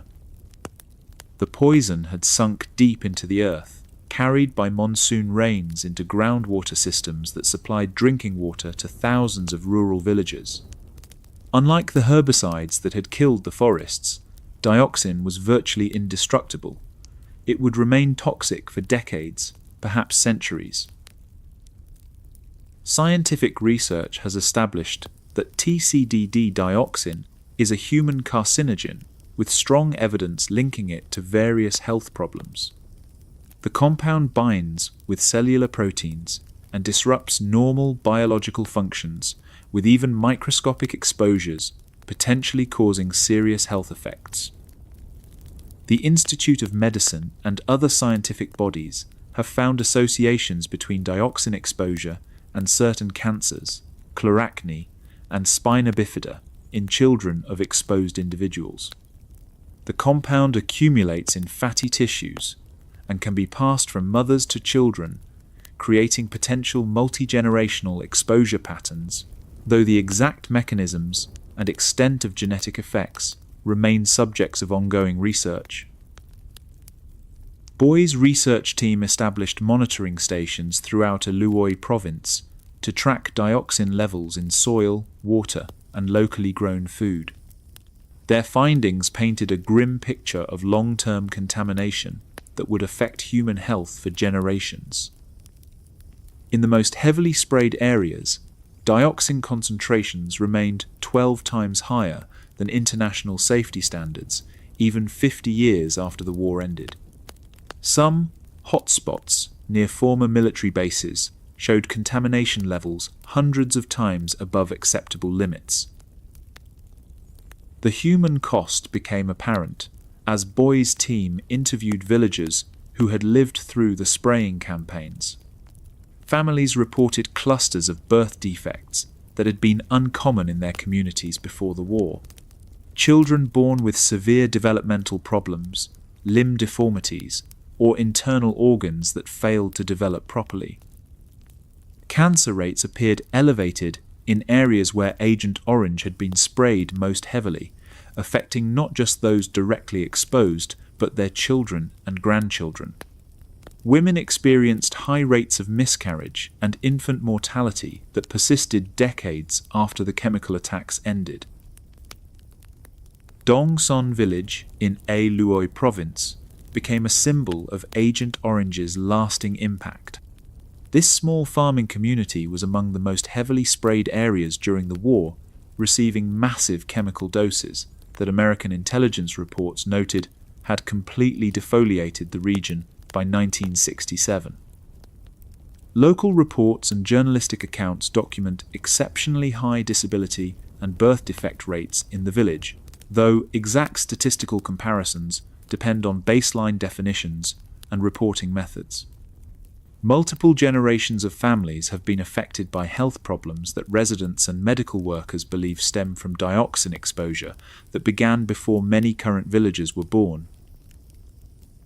Letihong was born in Dongsun in 1975, 3 years after the last Agent Orange mission flew over her village. Her mother had been exposed to chemical spraying during pregnancy, though the family didn't understand the potential connection at the time. Hong was born with spina bifida and severe developmental delays that left her unable to walk or speak normally. Her condition, once rare in rural Vietnamese communities, became tragically common among children born in heavily sprayed areas after the war. Hong's daughter, born in 1998, also suffered birth defects, despite being 2 generations removed from direct chemical exposure. The child was born with a cleft palate and heart abnormalities that required multiple surgeries the family could barely afford. Medical experts believe the health problems may be related to dioxin exposure passed down through Hong's family line, though the exact mechanisms of such inheritance remain subjects of scientific investigation. This pattern has been reported across thousands of families throughout the former combat zones. The ecological damage proved even more extensive than initial assessments suggested. Boy's long-term studies revealed that Agent Orange hadn't just killed existing vegetation, it had poisoned the soil itself, preventing natural forest regeneration for decades.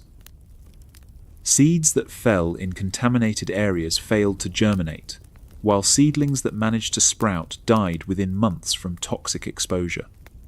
Areas that should have recovered naturally within 10 to 15 years, remained barren wastelands 40 years after the war ended. Animal populations suffered catastrophic declines that cascaded through entire ecosystems. Large mammals like tigers, elephants, and bears disappeared from formerly pristine habitats, driven away by the destruction of their food sources and potentially poisoned by contaminated water supplies. Bird populations crashed as dioxin accumulated in insects they consumed, causing reproductive failures similar to those observed with DDT in other parts of the world. Fish populations in rivers and streams declined dramatically as chemical runoff poisoned aquatic environments. International recognition of Agent Orange's devastating effects came slowly and grudgingly. The United States government initially denied that herbicide spraying caused significant environmental damage or human health problems. Official statements claimed that Agent Orange was relatively non-toxic and that any health issues in Vietnam were caused by poor sanitation, malnutrition, or other factors unrelated to chemical exposure. It took decades of scientific research and pressure from veterans groups before American officials acknowledged connections between dioxin exposure and serious health problems. Cleanup efforts began in the early 2000s, but faced enormous technical and financial challenges. Dioxin contamination was so extensive that complete soil remediation would cost billions of dollars and take centuries to complete. Instead, Vietnamese scientists and international partners focused on the most severely contaminated areas, former military bases and storage facilities, where Agent Orange had been concentrated in massive quantities.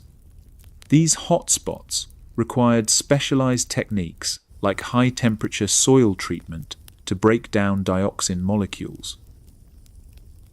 Phung Tu Boy, now in his 80s, continues to lead reforestation efforts in A Luoi province.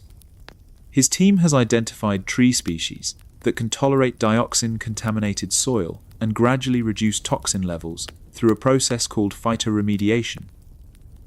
These hardy plants absorb dioxin through their root systems and break it down in their tissues, slowly cleansing the soil over many years. The process is painstakingly slow. It may take 50 to 100 years to reduce contamination to safe levels, even with active intervention. Modern environmental monitoring reveals that Agent Orange's impact extends far beyond the original spray zones. Dioxin has spread through river systems, contaminating rice paddies and fishing areas hundreds of kilometers from the original spraying sites.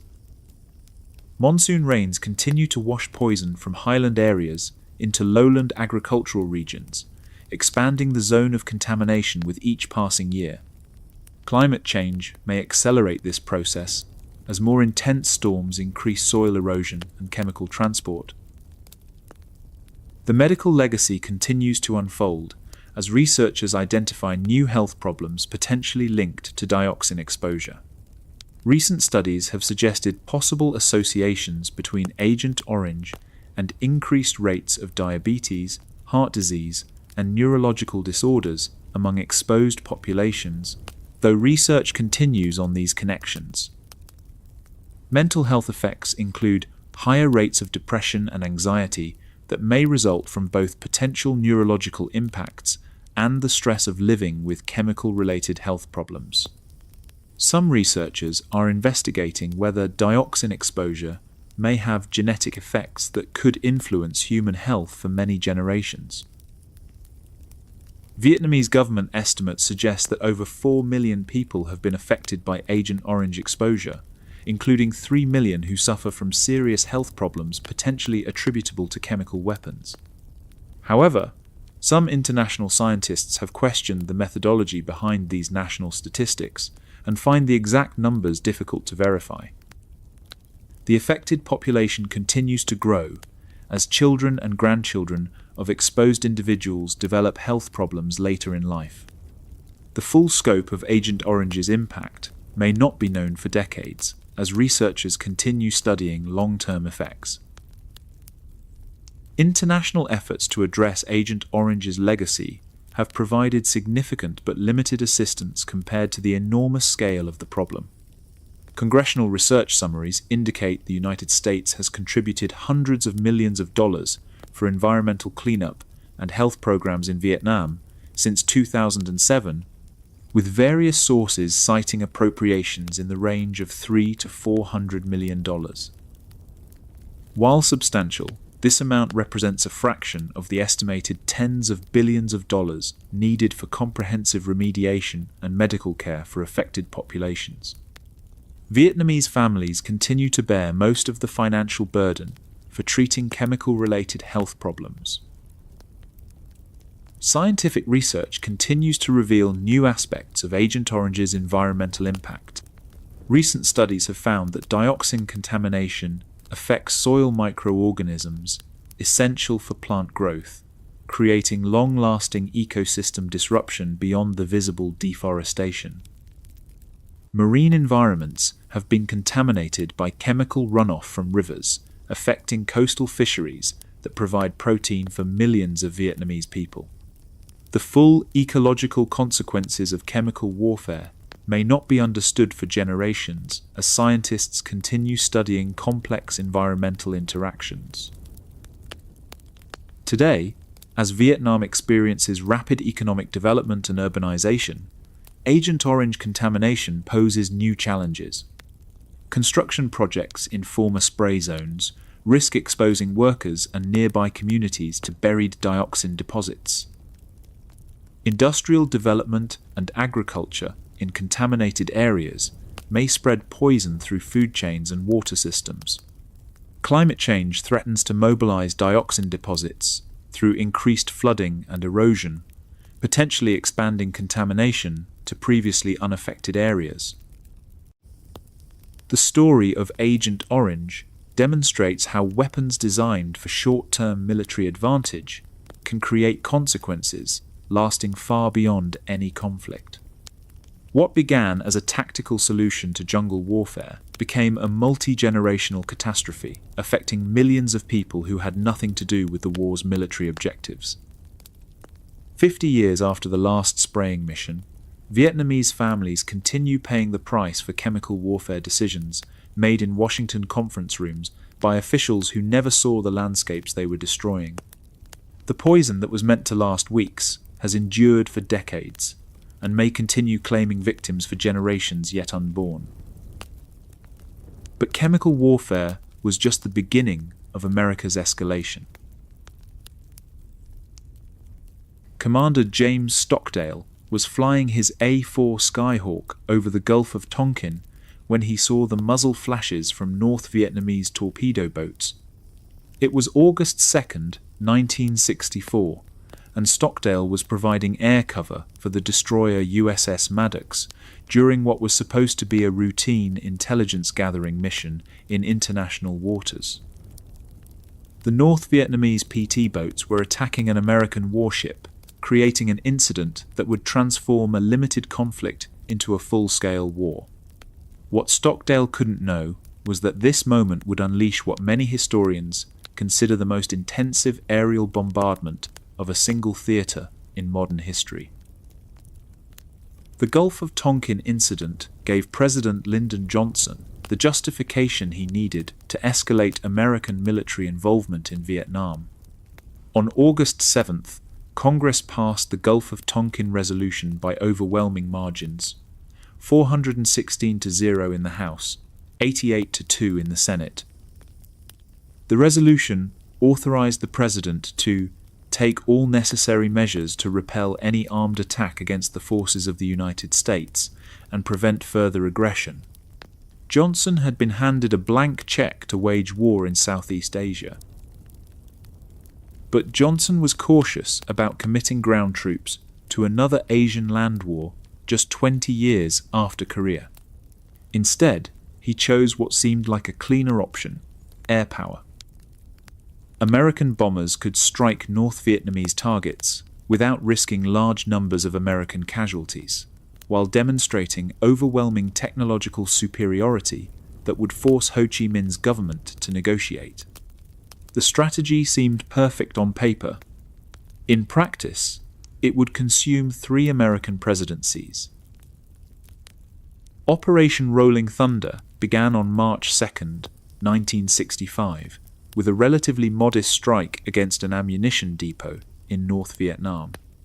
The name came from a popular spiritual song, Lord, I Want to Be a Christian, whose lyrics included the line, Keep a Rolling Thunder. Military planners envisioned a carefully calibrated bombing program that would gradually increase pressure on North Vietnam until its leaders agreed to stop supporting communist forces in the south. What they created instead was an escalating cycle of violence that would last 3.5 years. By late 1965, American aircraft were conducting hundreds of sorties per day against targets throughout North Vietnam. The target list grew from military installations to include bridges, roads, railways, ports, airfields, and eventually industrial facilities in major cities. Each escalation was designed to send a message to Hanoi, but the messages seemed to strengthen North Vietnamese resolve rather than weaken it. The scale of the bombing dwarfed anything seen in previous conflicts. During World War II, a typical heavy bomber like the B-17 Flying Fortress could carry approximately 4,000 pounds of bombs over long distances. The B-52 Stratofortress, America's primary strategic bomber in Vietnam, could carry 70,000 pounds, 35 tons of explosives that could devastate areas the size of small cities. A single B-52 carried more destructive power than entire squadrons of World War II bombers. The massive 8-engine bombers flew at altitudes above 30,000 feet, invisible from the ground, but audible as a deep rumbling that seemed to come from everywhere at once. Vietnamese civilians learned to recognize the sound, a growing thunder that meant death was falling from the sky. Children in North Vietnamese cities grew up knowing that the rumble of distant engines meant they had minutes to reach bomb shelters before the earth exploded around them. North Vietnamese leaders understood that survival depended on protecting their civilian population from American bombing. Beginning in 1965, the government launched the largest civil defense program in modern history, turning entire cities into fortified bunker complexes that could shelter millions of people. Every neighborhood, factory, school, and government building was required to construct underground shelters capable of withstanding direct hits from 1,000-pound bombs. Hanoi became a city of bunkers. Small individual shelters dotted every street. Concrete cylinders just large enough for one person, designed to protect civilians caught in the open during surprise attacks. Larger communal bunkers beneath apartment buildings and offices could shelter dozens of families during extended bombing campaigns. The most elaborate shelters, built beneath government buildings and hospitals, featured multiple levels, independent air supplies, and emergency food stores sufficient for weeks of continuous occupation. Construction required mobilizing the entire population. Office workers spent evenings and weekends digging trenches and pouring concrete. Students organized labor brigades that moved tons of soil and building materials through city streets. Elderly residents who couldn't perform heavy construction work contributed by cooking meals for volunteer crews and organizing neighborhood defense committees. The bombing campaign, intended to break North Vietnamese morale, instead united the population in common purpose. Air raid sirens became part of daily life in northern cities, their wailing warnings sending millions of people streaming into underground refuges. Families developed routines for rapid evacuation. Children learned to grab emergency bags and run to assigned shelter positions within minutes of hearing the alarms. Schools conducted regular drills where students practiced taking cover and remaining calm during simulated bombing attacks. Teachers taught lessons about aircraft identification by sound, so children could distinguish between reconnaissance flights and incoming bombers. Fung Tu Boy was working at his research institute in Hanoi when the Christmas bombing began on December 18, 1972. President Nixon had ordered Operation Linebacker 2, the most intensive bombing campaign of the entire war, to force North Vietnamese negotiators back to the Paris peace talks. For 11 days, waves of B-52 bombers would pound targets throughout North Vietnam in attacks that exceeded the destructive power of some World War II campaigns. Boy and his colleagues heard the air raid sirens at 8:15 p.m. on the first night of bombing. They had experienced hundreds of such alerts over the years, but something about this attack felt different. The rumble of approaching aircraft was deeper and more sustained than usual. As they hurried toward the Institute's bomb shelter, Boy realized they were hearing not dozens, but hundreds of bombers approaching the capital simultaneously. This wasn't a typical raid. It was an attempt to destroy Hanoi itself. The bunker where Boy and 20 colleagues took shelter had been designed to accommodate half that number during short attacks. Built beneath the Institute's main building, the concrete-lined chamber featured 2 entrances, an independent ventilation system, and emergency supplies for extended occupation. But nothing had prepared them for the sustained bombardment that began when the first B-52s reached their targets at 8:45 p.m. Each explosion sent shock waves through the earth that made the bunker walls tremble and crack. Dust fell from the ceiling in constant streams, filling the air with particles that made breathing difficult and painful. The sound was overwhelming, not just the explosions themselves, but the rumbling of collapsing buildings, the crash of falling debris, and the screams of people caught above ground when the attack began.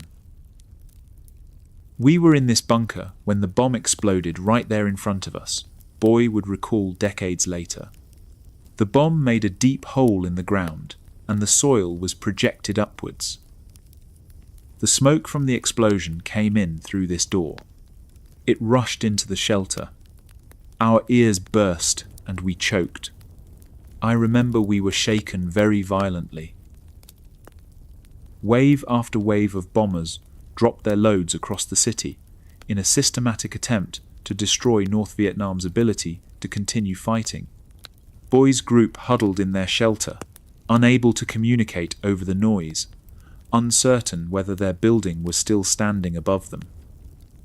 Children in the group cried constantly, their distress adding to the horror of adults who were struggling to maintain their own composure. The ventilation system partially failed, making the air thick and difficult to breathe as smoke from fires above ground seeped into their underground refuge. When the all-clear signal finally sounded near dawn, Boy and his colleagues emerged to find their neighborhood transformed. Buildings that had stood for decades were reduced to rubble and twisted metal. Bomb craters filled entire city blocks, some so deep that they would later be converted into artificial lakes. Fires burned throughout the city, sending clouds of smoke that blocked the sun and made breathing dangerous even in areas that hadn't been directly hit. Yet the bombing had failed to achieve its strategic objectives. Rather than forcing North Vietnamese surrender, the Christmas bombing provoked international condemnation and strengthened domestic opposition to the war within the United States.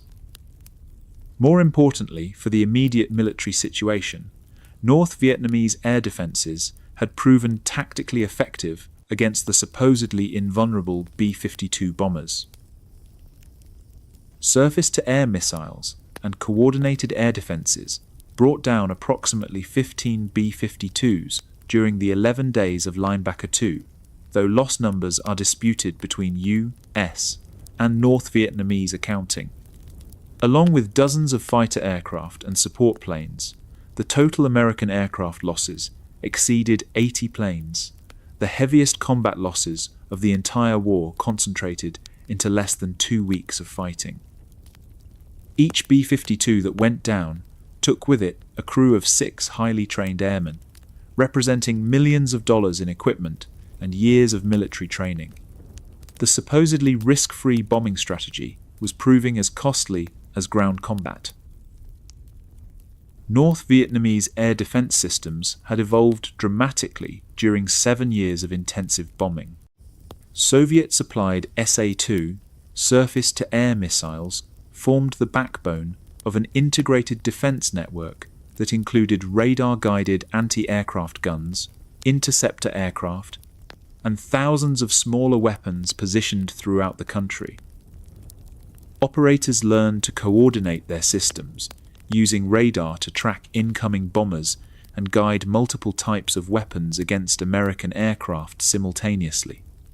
The result was layered defense that made flying over North Vietnam among the most dangerous missions in military aviation. Vietnamese missile crews developed tactics specifically designed to counter American bombing techniques. They learned to fire missiles in coordinated salvos that overwhelmed electronic countermeasures and forced bomber crews to take evasive action that disrupted their attack runs. Mobile launchers were constantly relocated to prevent American forces from identifying and destroying fixed positions. Dummy installations drew attacks away from real missile sites, while camouflaged positions remained hidden until American aircraft came within range. When Vietnamese peasants armed with Soviet missiles began shooting down B-52s regularly, the entire premise of the air war came into question. These bombers represented the ultimate expression of American technological superiority, massive, sophisticated aircraft that cost more than most countries' entire defense budgets. If America's most advanced weapons couldn't guarantee victory against a primarily agricultural nation, what hope was there for achieving military objectives through bombing alone? North Vietnamese hospitals reported thousands of civilian injuries and deaths from the Christmas bombing alone, with many more casualties from the broader Rolling Thunder campaign. Entire residential neighborhoods were destroyed, leaving tens of thousands of families homeless during the winter months. Schools, hospitals, and other civilian facilities suffered damage despite American claims that only military targets were being attacked. The human cost extended far beyond military casualties, to include countless Vietnamese civilians who had no role in military operations. International pressure mounted as images of bombing damage reached global media outlets. The sight of B-52s dropping massive bomb loads on a small Asian nation created uncomfortable parallels to World War II strategic bombing campaigns that had been criticized for their impact on civilian populations. American allies questioned the morality and effectiveness of the bombing strategy, while neutral nations condemned what they saw as disproportionate use of force against a much weaker opponent. Within the United States, the Christmas bombing triggered massive protests that brought hundreds of thousands of demonstrators into the streets of major cities. Anti-war activists who had been organizing against the conflict for years were joined by previously moderate citizens who were shocked by the intensity of the December bombing campaign. Opinion polls showed declining public support for the war, with many Americans questioning whether the bombing was achieving anything beyond prolonging a conflict that seemed to have no clear path to victory. Nixon administration officials privately acknowledged that the bombing strategy had reached its limits. Rolling Thunder alone had delivered roughly 864,000 tons of bombs on North Vietnam between 1965 and 68, while broader U.S. bombing operations in the Indochina theater ran into the millions of tons depending on which territories and timeframes are counted. Yet North Vietnamese forces remained active throughout South Vietnam, their supply lines damaged but not broken, their political will strengthened rather than weakened by years of bombardment. The Christmas bombing would prove to be the last major escalation of the air war, as political pressure forced American leaders to return to negotiations.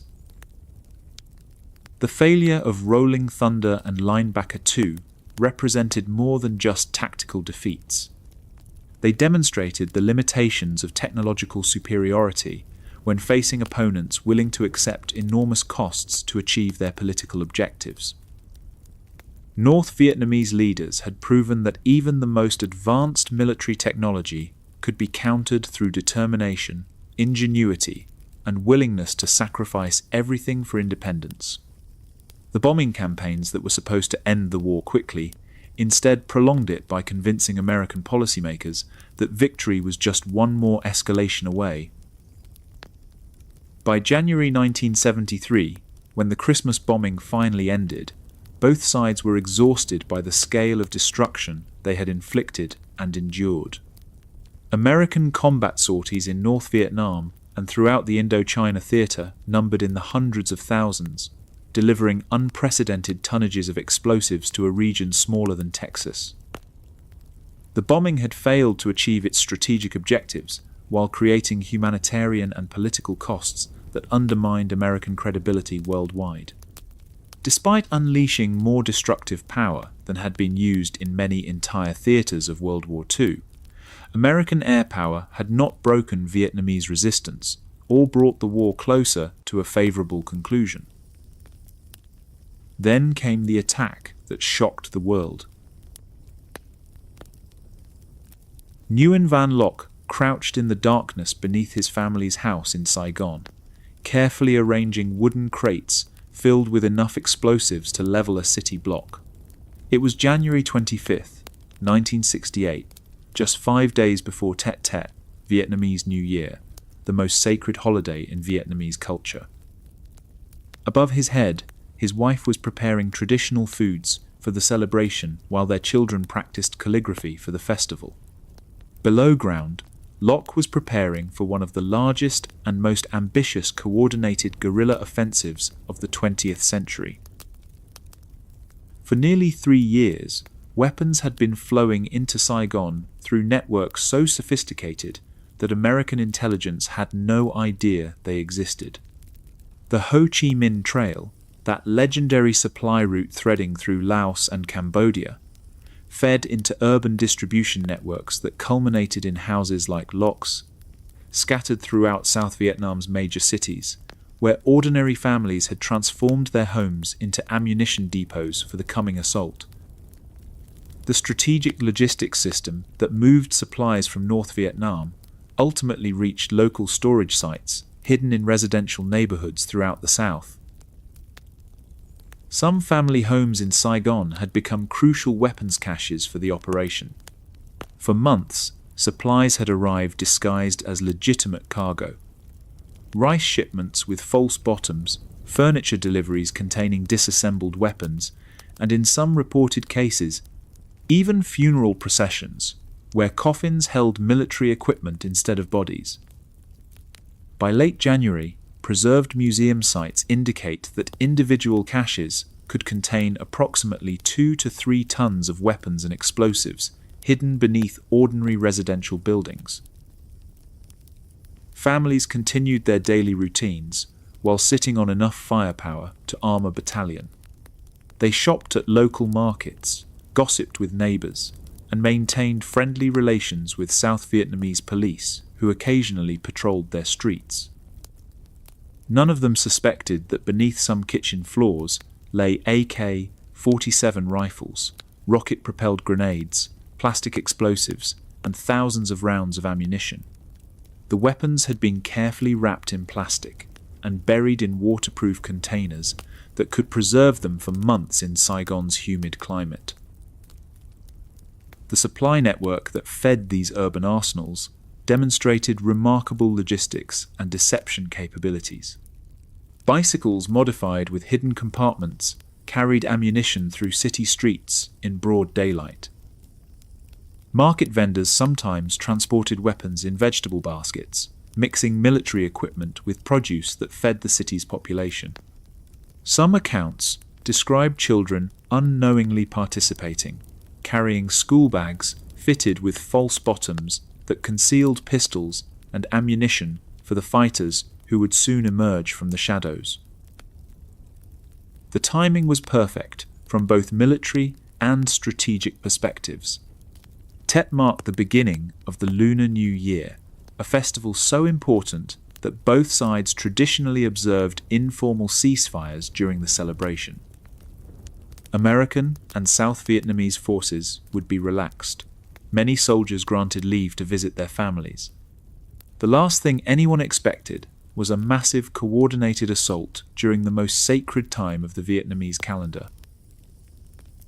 General Giap and his planners had spent 2 years preparing for this moment. The offensive would strike simultaneously at over 100 cities and towns throughout South Vietnam, demonstrating that communist forces could attack anywhere, anytime, despite years of American military buildup. More importantly, the attacks would target symbols of American and South Vietnamese power. Government buildings, military headquarters, radio stations, and most dramatically, the American embassy in Saigon itself. The weapons stored in residential caches represented just one component of a supply network that had been years in the making. Ammunition factories hidden in the Cu Chi tunnels had worked around the clock to produce mortar rounds and improvised explosives. Captured American weapons, rifles, grenades, and even heavy machine guns seized from defeated South Vietnamese units had been refurbished and distributed to attack teams. Soviet and Chinese equipment had flowed down the Ho Chi Minh Trail in unprecedented quantities, much of it specifically earmarked for the urban offensive. On the night of January 30th, as fireworks exploded across South Vietnam to welcome the new year, a different kind of explosion began echoing through the cities. Viet Cong sappers emerged from their hiding places carrying weapons that had been concealed for months in basements, attics, and underground caches. The festival atmosphere provided perfect cover as the sound of celebratory firecrackers masked the initial gunfire and explosions of the coordinated assault. In Saigon, 19 Viet Cong fighters approached the American embassy compound at approximately 2:45 a.m. They had emerged from safe houses throughout the city, carrying weapons distributed from the hidden caches. Using plastic explosives to blast a hole in the embassy's outer wall, the attackers stormed into the compound that symbolized American power in Southeast Asia. For the next 6 hours, they would hold portions of the embassy grounds, while television cameras broadcast images that would shock the American public. The embassy attack was a tactical failure, but a strategic masterstroke. 18 attackers were killed and 1 captured without the main embassy building ever being breached, and American officials maintained control of their compound throughout the assault. But the images broadcast worldwide showed Vietnamese fighters inside the most secure American facility in the country, proving that nowhere was safe from communist attack. The symbolism was devastating. If the American embassy could be penetrated, what did that say about American claims of progress in the war? The weapons used in the embassy attack had traveled thousands of miles to reach their target. AK-47 rifles manufactured in Soviet factories had been shipped to North Vietnamese ports, trucked down the Ho Chi Minh Trail, smuggled into Saigon through the underground network, and finally retrieved from hidden caches just hours before the assault. Hand grenades, produced in Chinese factories, had followed the same route, passing through dozens of hands before exploding in the embassy compound. The global nature of the conflict was evident in every weapon fired during the offensive. Escape routes had been planned as carefully as the attacks themselves. In some areas, Saigon's sewer system provided underground pathways that allowed fighters to move between targets without exposing themselves to American patrols. Some units modified manhole covers with special tools that allowed rapid access to the underground network. Certain fighters disappeared into these tunnels after completing their missions, emerging miles away to blend back into the civilian population. The coordination required for the Tet Offensive demonstrated organizational capabilities that American intelligence had consistently underestimated. Attacks began within hours of each other, across a country larger than Italy, involving thousands of fighters who had been infiltrated into position over months of careful preparation. Communications between units relied on human couriers and coded radio messages that avoided electronic interception. The logistics alone, moving weapons, coordinating timing, maintaining operational security across such a vast area, represented a masterpiece of military planning. In Hue, the ancient imperial capital, communist forces captured and held most of the city for 25 days. Weapons caches, hidden throughout the city, supplied sustained combat that required massive American and South Vietnamese counterattacks to dislodge the occupiers. The prolonged battle destroyed much of the historic city and demonstrated that Viet Cong forces could not only attack, but also hold territory in the heart of South Vietnam. The urban fighting revealed tactics that had been perfected in tunnel warfare and adapted to city combat. Fighters used underground spaces, basements, sewers, subway tunnels to move between positions and avoid American firepower. Booby traps and mines, techniques developed in rural guerrilla warfare, proved equally effective in urban environments where soldiers had to clear buildings room by room. The same patience and determination that had sustained tunnel dwellers for years now supported fighters who held positions despite overwhelming odds. American military leaders privately acknowledged that they had been caught completely by surprise. Intelligence estimates had predicted possible increased activity during Tet, but nothing approaching the scale and coordination of the actual offensive. The ability to secretly position thousands of fighters and tons of weapons in supposedly secure areas represented a massive intelligence failure that called into question fundamental assumptions about the war's progress. Today, preserved examples of weapons used during the Tet Offensive can be seen in museum sites throughout Ho Chi Minh City that maintain historical weapons caches. Visitors can examine AK-47 rifles, still in their original wrapping, hand grenades, arranged as they were stored during the offensive, and blocks of TNT explosive that retain their potency after more than 50 years. These preservation efforts maintain artifacts in their original positions, showing how ordinary family homes were transformed into military arsenals. The weapons collections include equipment from multiple countries, illustrating the international dimensions of the conflict. Soviet-manufactured rifles lie next to Chinese grenades, and explosives produced in North Vietnamese factories. American weapons captured from South Vietnamese forces were integrated into the arsenal, creating an ironic situation where U.S. supplied equipment would be used against American troops. Even the storage containers reflect the improvised nature of the operation. Rice sacks modified to hold ammunition, vegetable crates reinforced to carry heavy weapons.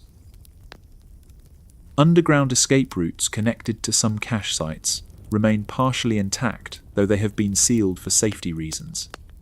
Visitors can see entrances to sewer systems that provided emergency evacuation routes for some fighters after the offensive began. These passages connected to portions of an underground network that extended through parts of Saigon, allowing coordinated movement between certain attack sites.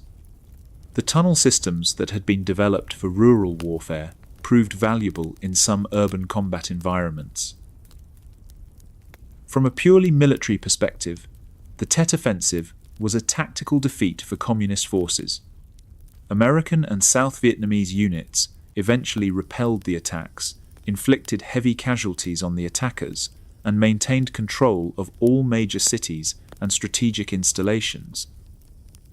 The Viet Cong infrastructure in South Vietnam was severely damaged, with many experienced fighters killed and supply networks disrupted. Communist forces would never again attempt operations of this scale or ambition. But the strategic impact was dramatically different from the tactical results. Television coverage of the offensive, particularly the embassy attack, appeared to contradict 3 years of optimistic official statements about progress in Vietnam. If the enemy could strike anywhere in South Vietnam, including the heart of Saigon itself, what did that say about American claims that the war was being won? Public opinion polls showed dramatic declines in support for the war, while political pressure mounted for a negotiated settlement. The offensive also demonstrated the limitations of conventional military thinking when applied to revolutionary warfare. American commanders focused on body counts, territory controlled, and weapons captured, metrics that showed clear tactical victories during and after Tet. But communist leaders were playing a different game, one where political impact mattered more than battlefield success. The ability to strike dramatic blows against symbols of enemy power was worth enormous casualties if it advanced their political objectives. President Johnson's decision not to seek re-election, announced on March 31, 1968, 2 months after the Tet Offensive, reflected growing political pressure that included but extended beyond the impact of the offensive. The images of Vietnamese fighters inside the American embassy compound became one of several factors contributing to declining public support for the war. No amount of tactical military success could overcome the strategic questions raised by those televised scenes. The weapons and tactics developed for the Tet Offensive would influence revolutionary movements worldwide. The combination of patient preparation, coordinated timing, symbolic targeting, and media awareness became a template for asymmetric warfare against superior conventional forces. From Northern Ireland to Afghanistan, future insurgent movements would study the lessons of Tet and adapt them to their own circumstances. The underground networks that made Tet possible represented the culmination of years of tunnel warfare experience applied to urban environments. The same organizational skills that had sustained the Cu Chi tunnels, patient construction, careful security, community support, proved equally valuable in cities where weapons had to be hidden and fighters had to blend into civilian populations. The offensive demonstrated that underground warfare was not limited to rural tunnels, but could be adapted to any environment where determined opponents faced superior conventional forces. The war would drag on for 7 more years, but the real killing had only just begun. Nguyen Van Duc crouches in a rice field outside Dong Hoi, his metal detector sweeping slowly across ground that looks peaceful in the morning sunlight. It's 2025, 50 years after the war ended, but Duc knows that death still lurks beneath his feet. The high-pitched whine of his detector suddenly changes to an urgent beeping that makes him freeze mid-step. Somewhere in the mud below, a piece of American ordnance waits with the same deadly patience it's maintained for half a century. Duc works for Renew, restoring the environment and neutralizing the effects of the war, an organization that has spent decades trying to make Vietnam safe for its own people. Every morning, teams like his venture into fields, forests, and villages throughout central Vietnam, searching for the explosive legacy that continues to kill and maim innocent civilians. It's a job that requires nerves of steel, technical expertise, and the acceptance that any day might be your last. The contamination rates discovered during clearance operations paint a sobering picture. Typical survey projects in heavily bombed areas find explosive devices on significant percentages of properties examined, sometimes nearly 1 bomb, mine, or grenade for every 2 lots surveyed.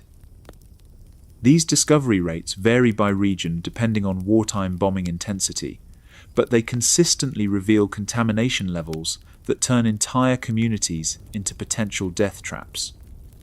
And this represents just a tiny fraction of the work that needs to be done across Vietnam. The most common discovery is also one of the most insidious. Blue 26 fragmentation bomblets, about the size of a tennis ball, were scattered across Vietnam by the millions during the war. These small yellow spheres look harmless, almost toy-like, which makes them particularly dangerous to curious children who might pick them up.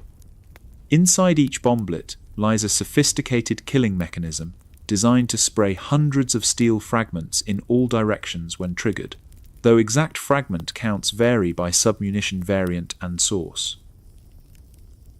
"It's very dangerous, it's deadly," explains bomb disposal expert Tran Van Min, holding up a deactivated BLU-26 during a safety demonstration. "Here, we are in a field farmed by peasants. It's an extremely sensitive bomb. It explodes immediately, as soon as it's touched. The bomblets were designed with a diabolical sensitivity. The slightest pressure, vibration, or impact can trigger an explosion that kills anyone within a 30-foot radius." The variety of unexploded ordnance that disposal teams encounter reflects the massive scale and duration of the American bombing campaign. Merc 2 hand grenades lie buried in village gardens, their safety pins corroded, but their explosive cores still potent. Various types of phosphorus bombs and shells, designed to create devastating white smoke screens, wait in jungle clearings where their chemical payloads have remained volatile for decades. Mortar rounds, artillery shells, and rocket-propelled grenades create a deadly catalogue of military hardware scattered across the countryside. Renew's explosive ordnance disposal specialists have identified 160 different types of unexploded munitions in their operational areas.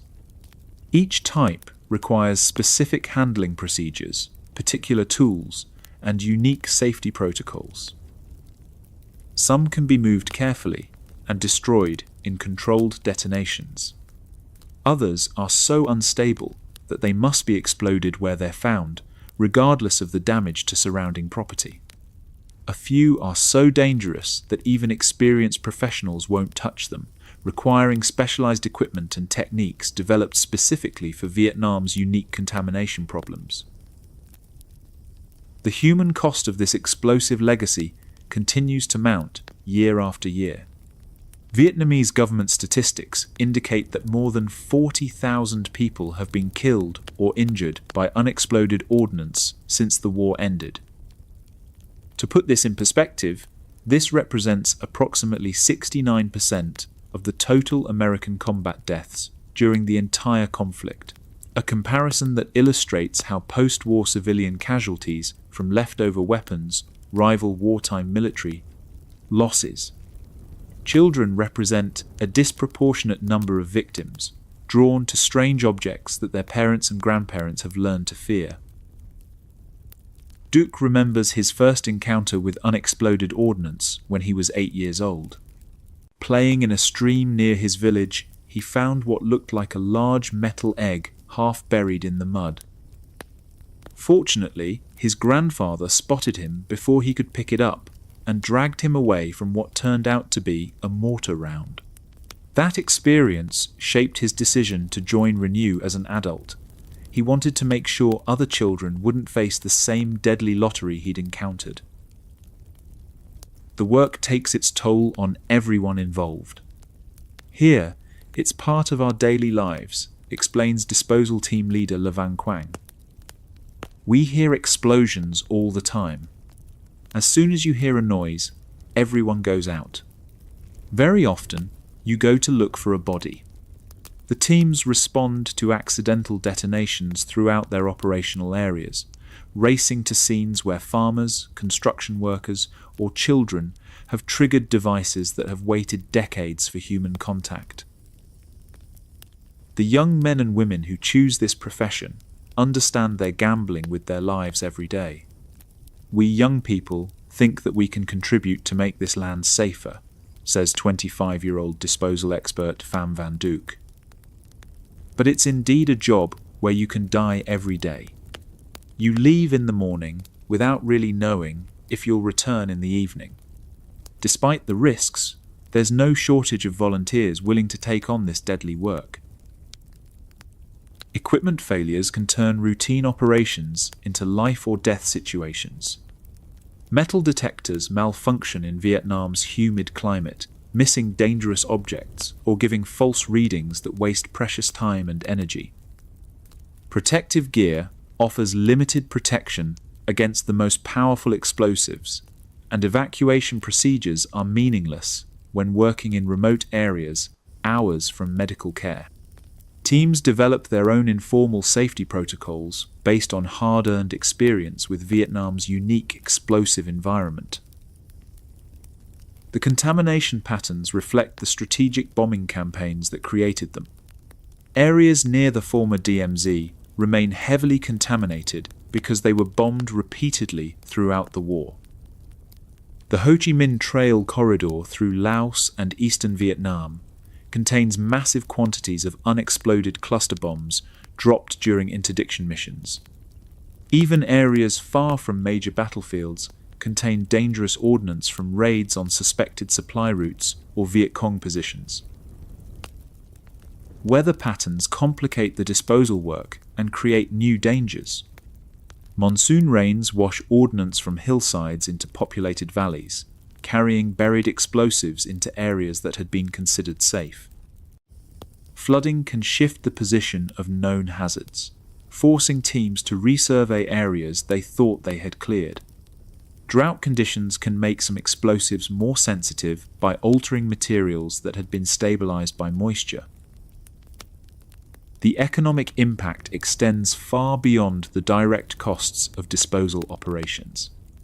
Farmers avoid cultivating land that might contain explosives, leaving valuable agricultural areas unused and reducing food production.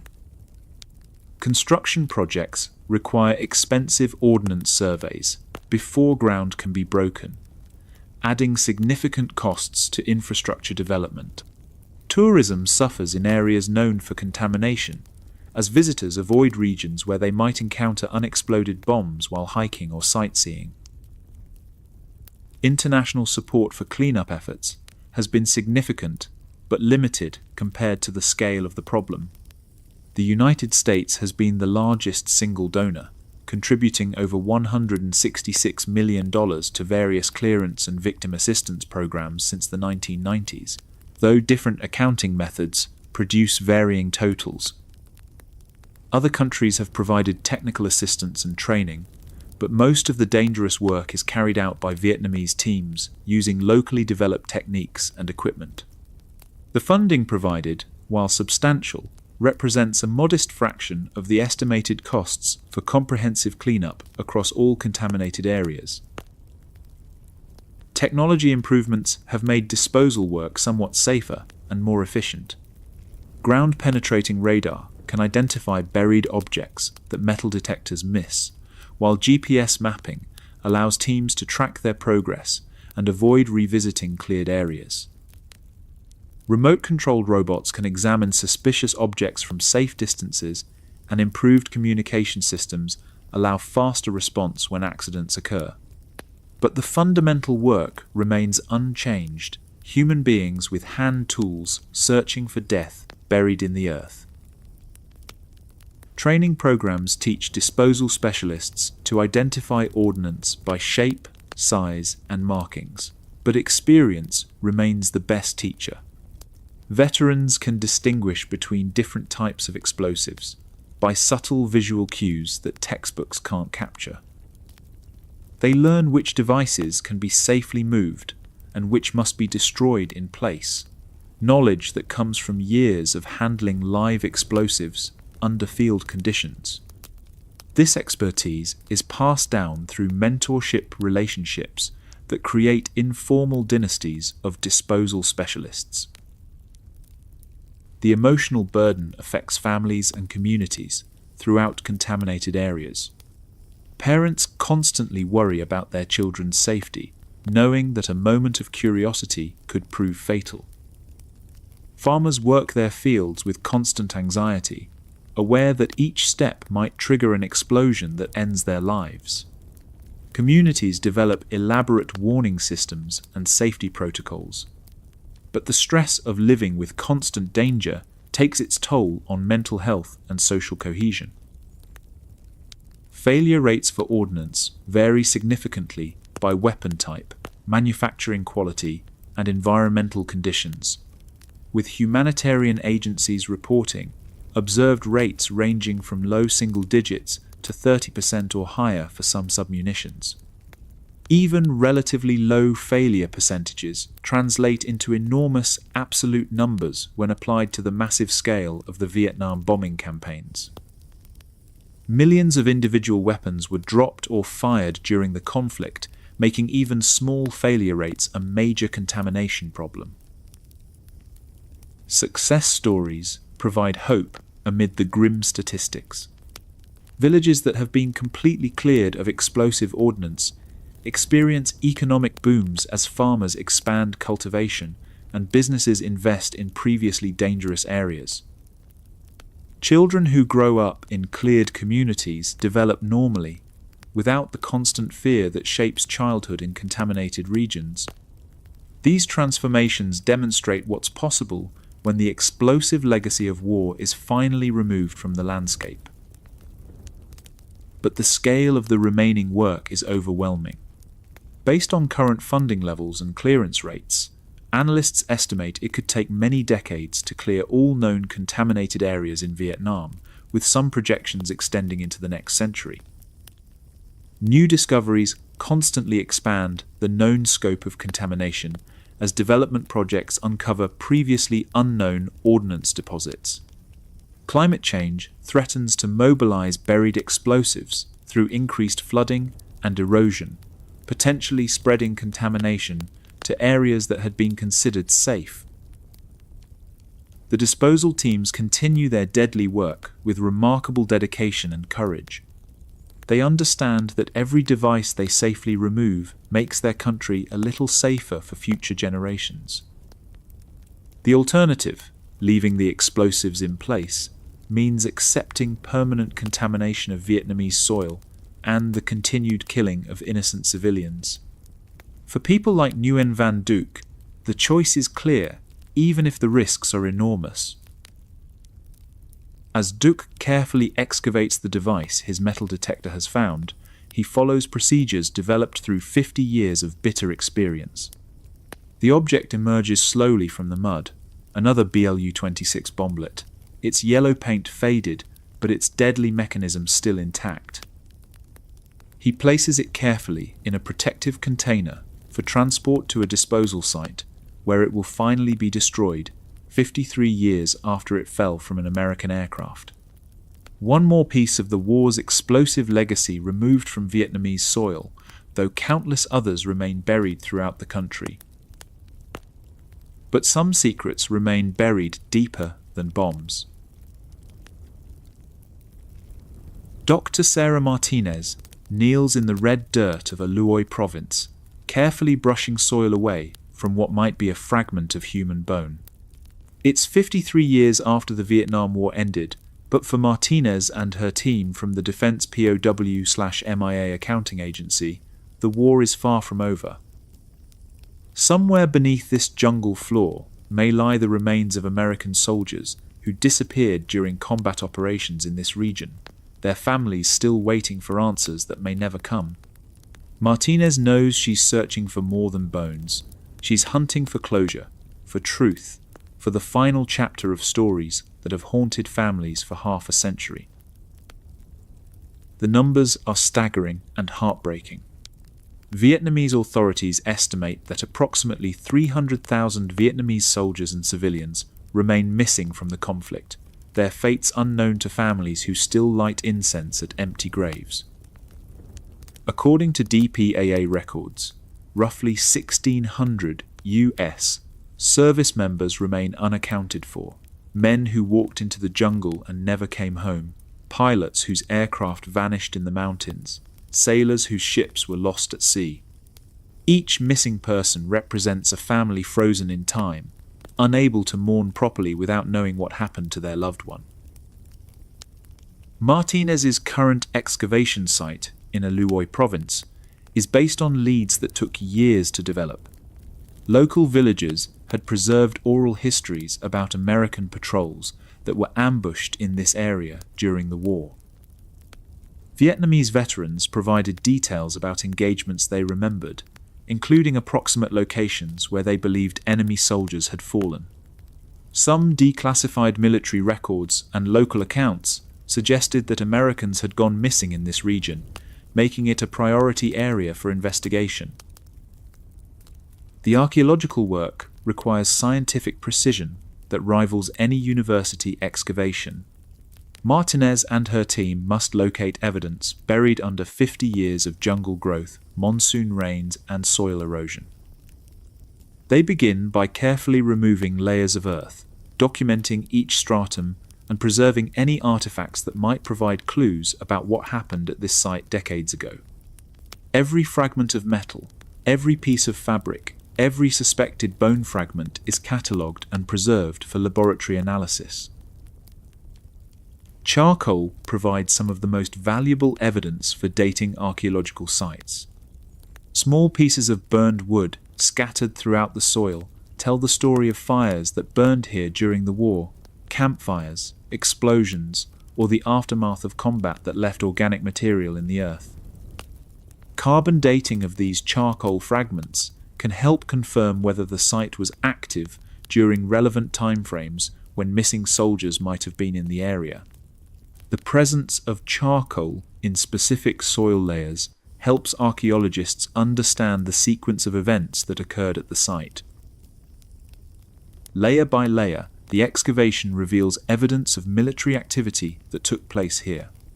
Fragments of American military equipment emerge from the soil, pieces of uniform fabric, metal buttons, ammunition casings fired from M16 rifles. Mixed with these artifacts are Vietnamese items, fragments of AK-47 ammunition, pieces of equipment used by North Vietnamese forces. The distribution of these artifacts across the site helps reconstruct the military activity that occurred in this location. When potential human remains are discovered, the excavation becomes even more meticulous. Each bone fragment is carefully exposed using soft brushes and dental tools, photographed in place, and removed with precise documentation of its location within the site. The team works slowly, understanding that they may be handling the remains of someone's son, father, or brother. The scientific work is also deeply personal. These aren't anonymous archaeological specimens, but the mortal remains of men who died serving their country. All evidence collected at sites like A Luoy is shipped to the Defense POW/MIA Accounting Agency laboratory in Hawaii for analysis. This facility represents one of the world's most advanced forensic laboratories, equipped with technology that can extract information from the smallest fragments of bone or personal effects. The laboratory's work is kept confidential while investigations are active, protecting the privacy of families and the integrity of ongoing identification efforts.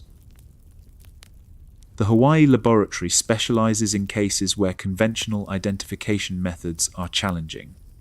Decades in tropical soil have often degraded remains significantly, leaving only fragments that require advanced scientific techniques to analyze.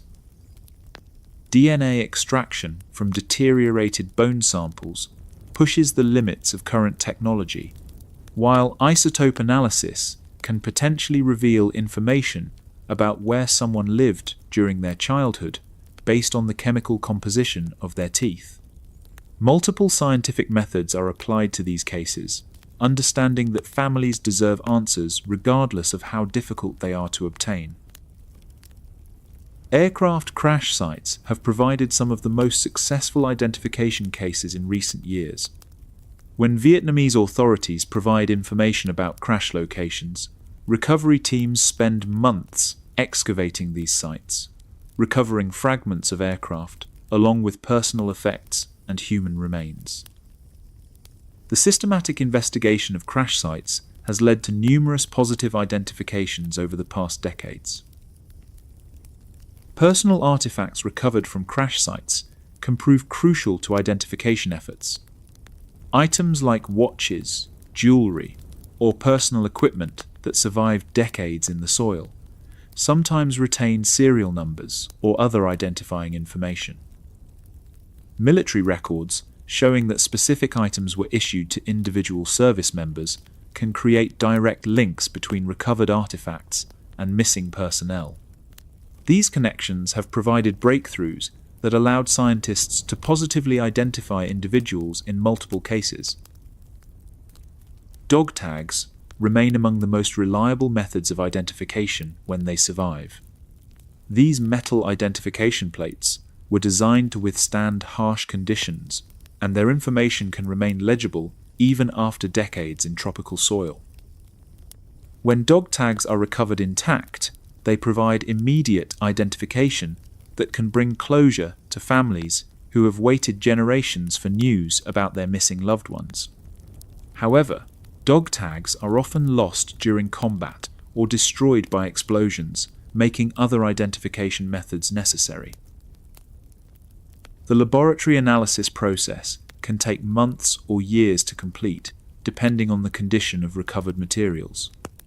Scientists compare DNA extracted from recovered remains with samples provided by family members, looking for genetic matches that can definitively identify individuals. When DNA is too degraded for analysis, researchers turn to other methods: dental records, healed bone fractures that appear in medical records, or unique skeletal features that can be matched to known characteristics of missing individuals. The work requires patience and persistence, understanding that some cases may never be resolved despite years of effort. The treatment of recovered remains reflects the military's commitment to leaving no one behind. Every fragment of bone, every piece of personal equipment, is handled with the respect due to fallen service members. When remains are positively identified, they are returned to families with full military honours decades after the original death.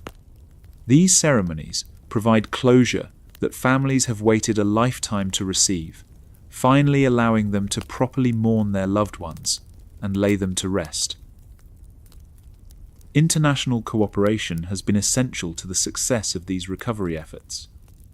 Vietnamese authorities have provided access to crash sites and battle locations throughout their country, understanding that accounting for missing persons serves humanitarian goals that transcend political differences.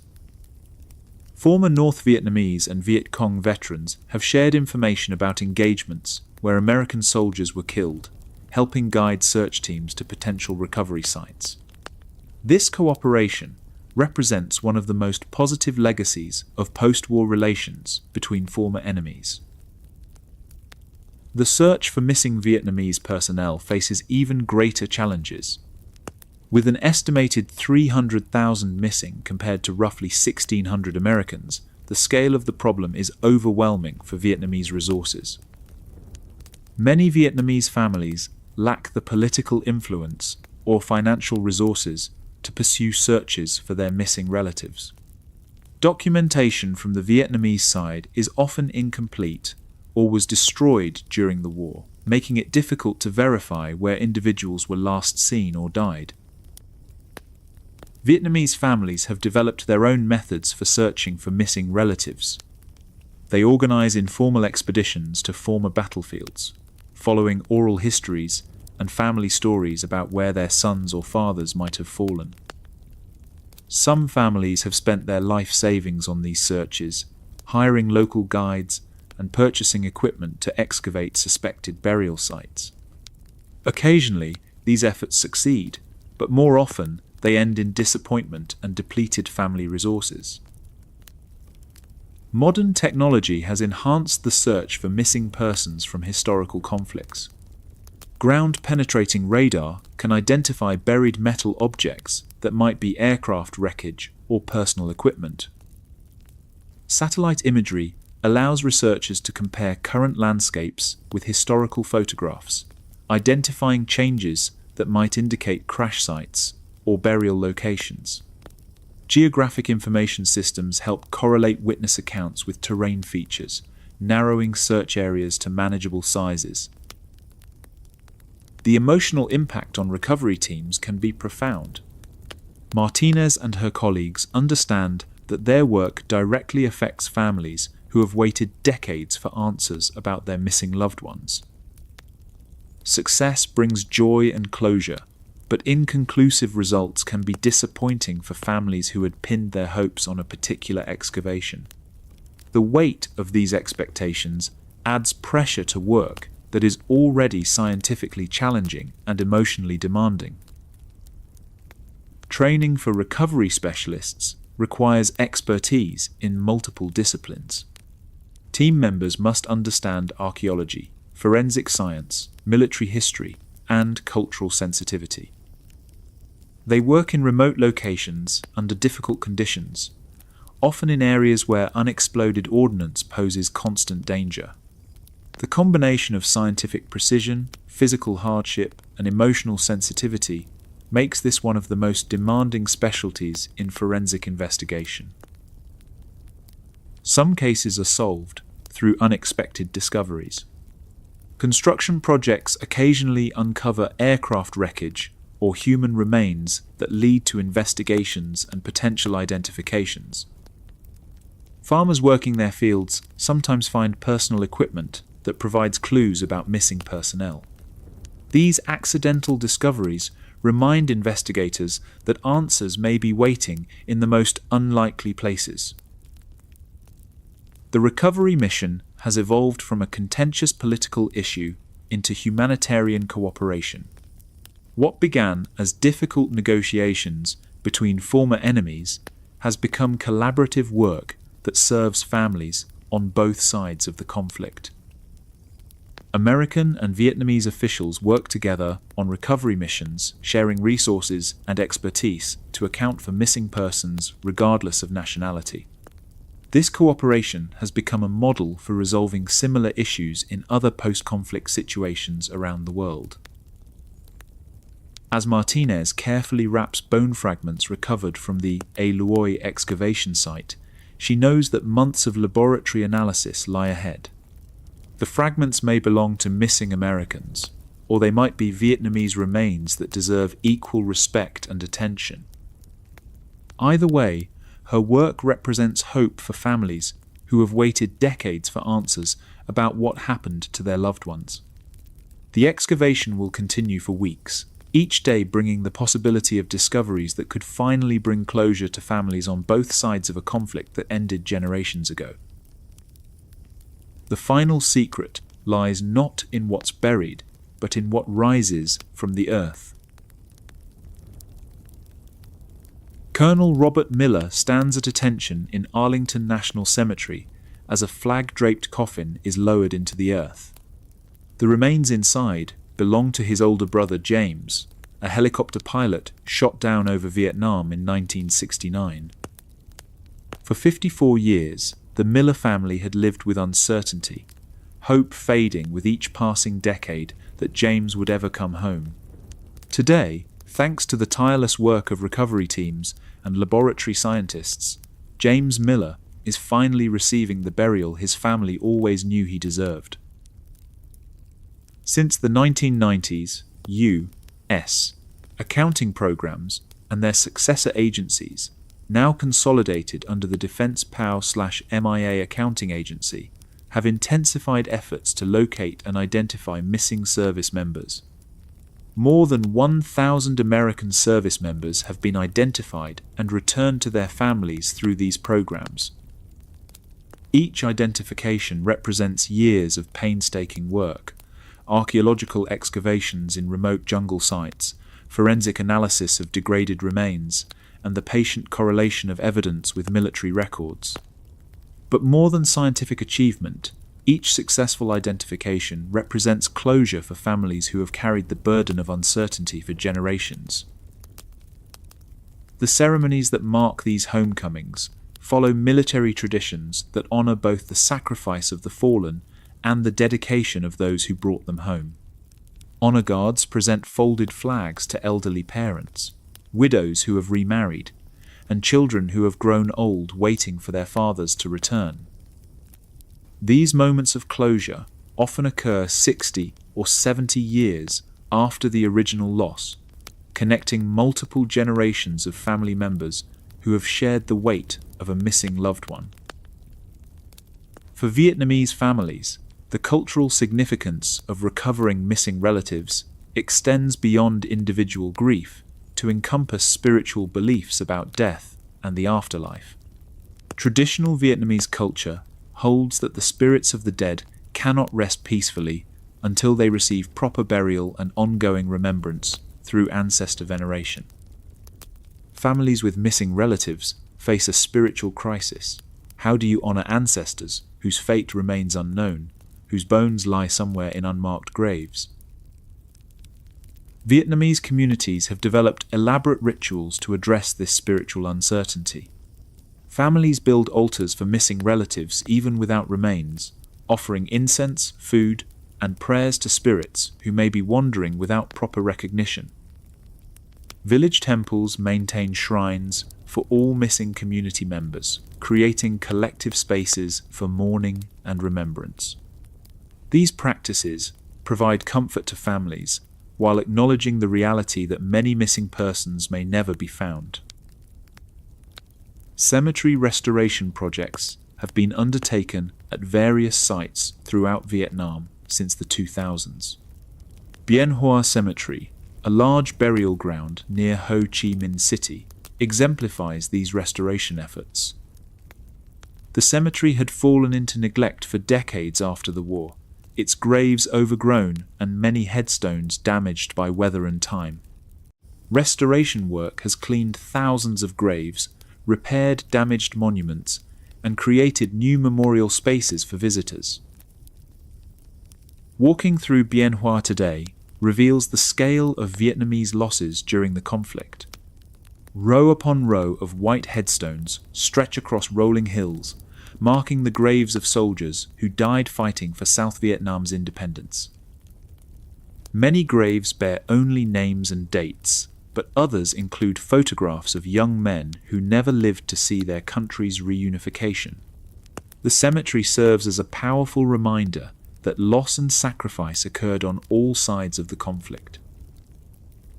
Modern Vietnam's relationship with its war history has evolved dramatically since the 1990s. Economic development and political stability have allowed the country to process wartime trauma in ways that were impossible during the immediate post-war period. Museums, memorial sites, and educational programs now present more nuanced views of the conflict that acknowledge complexity rather than promoting simple narratives of heroism and villainy. The Cu Chi tunnels exemplify this evolution in historical memory. What began as a genuine wartime survival mechanism has been transformed into a major tourist attraction that draws hundreds of thousands of visitors annually. The preserved tunnel sections allow visitors to experience a small taste of underground life while learning about the ingenuity and determination of Vietnamese resistance fighters. Tour guides, many of them tunnel veterans or their descendants, share personal stories that humanize the historical experience for international audiences. The commercialization of war sites raises complex questions about memory and meaning. Critics argue that tourist-friendly tunnel modifications, widened passages, electric lighting, staged demonstrations sanitize the harsh reality of underground warfare. Supporters counter that tourism provides economic benefits to local communities while educating visitors about Vietnamese resilience and creativity. The challenge lies in balancing historical authenticity with accessibility and economic necessity. International visitors to Cu Chi often report surprise at the lack of anti-American sentiment among Vietnamese guides and staff. Many Americans expect hostility or resentment given the destruction their country inflicted on Vietnam during the war. Instead, they frequently encounter warmth, curiosity, and a pragmatic focus on the future rather than dwelling on past grievances. This attitude, while not universal, reflects broader Vietnamese cultural tendencies toward reconciliation and moving forward rather than maintaining historical grudges. In Hanoi, the transformation of bomb craters into fish ponds represents a documented example of Vietnamese approaches to healing wartime trauma. Rather than filling in the massive holes left by B-52 strikes, city planners decided to incorporate some of them into urban planning as water features. Today, these artificial lakes support small fishing operations while serving as parks and recreational areas for local residents. Children who play beside these waters rarely think about their violent origins, but older residents remember when the earth shook and buildings collapsed around these very spots. Environmental scientist Phung Tu Boy has documented this philosophy of transforming destruction into beauty at his research institute in Hanoi. In the gardens where he studies Agent Orange contamination, bomb crater ponds filled with colorful goldfish swim in water that once reflected burning buildings. After the bombing, we decided to preserve some of the craters, Boy has explained to researchers and visitors. To make them livelier and more joyful, we put goldfish in them. The end result counterbalances the dark image of the war that the craters symbolize. This philosophy extends beyond individual sites to encompass Vietnam's broader approach to war memory. Rather than preserving destruction as permanent reminders of suffering, Vietnamese communities often choose to create new life and beauty from the remnants of violence. Bomb craters become fish farms. Former battlefields are transformed into productive agricultural land, and weapons are recycled into useful tools and building materials. This practical approach to healing emphasizes renewal over remembrance, productivity over preservation. International cooperation in addressing the war's legacy has produced partnerships between former enemies. American and Vietnamese scientists work together on Agent Orange research, sharing data and expertise to understand long-term environmental effects. Military officials from both countries coordinate on explosive ordnance disposal, with American funding supporting Vietnamese teams who risk their lives clearing deadly remnants of American weapons. These collaborations demonstrate how shared humanitarian goals can transcend historical animosity. Educational exchanges have become another avenue for building understanding between former adversaries. American universities partner with Vietnamese institutions on research projects related to war trauma, environmental restoration, and conflict resolution. Vietnamese students study in the United States, while American scholars conduct research in Vietnam, creating personal relationships that bridge historical divides. These academic connections help ensure that future generations understand the war's complexity rather than inheriting oversimplified narratives. The role of veterans in promoting reconciliation has been particularly significant.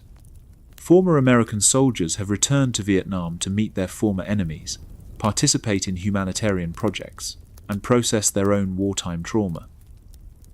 Vietnamese veterans have traveled to the United States to share their experiences with American audiences, providing perspectives that challenge common assumptions about the conflict. These person-to-person encounters often prove more powerful than official diplomatic initiatives in building mutual understanding. Medical cooperation represents one of the most practical forms of ongoing collaboration. American medical teams work with Vietnamese hospitals to treat Agent Orange-related health problems, providing expertise and equipment that improve care for affected patients. Research collaborations have advanced understanding of dioxin's long-term effects, while developing treatment protocols that benefit victims worldwide. These medical partnerships address concrete human needs while building scientific relationships that extend beyond the Vietnam context. The economic dimension of reconciliation has proven equally important. Trade relationships between the United States and Vietnam have grown exponentially since diplomatic normalization, creating mutual economic interests that discourage conflict and encourage cooperation.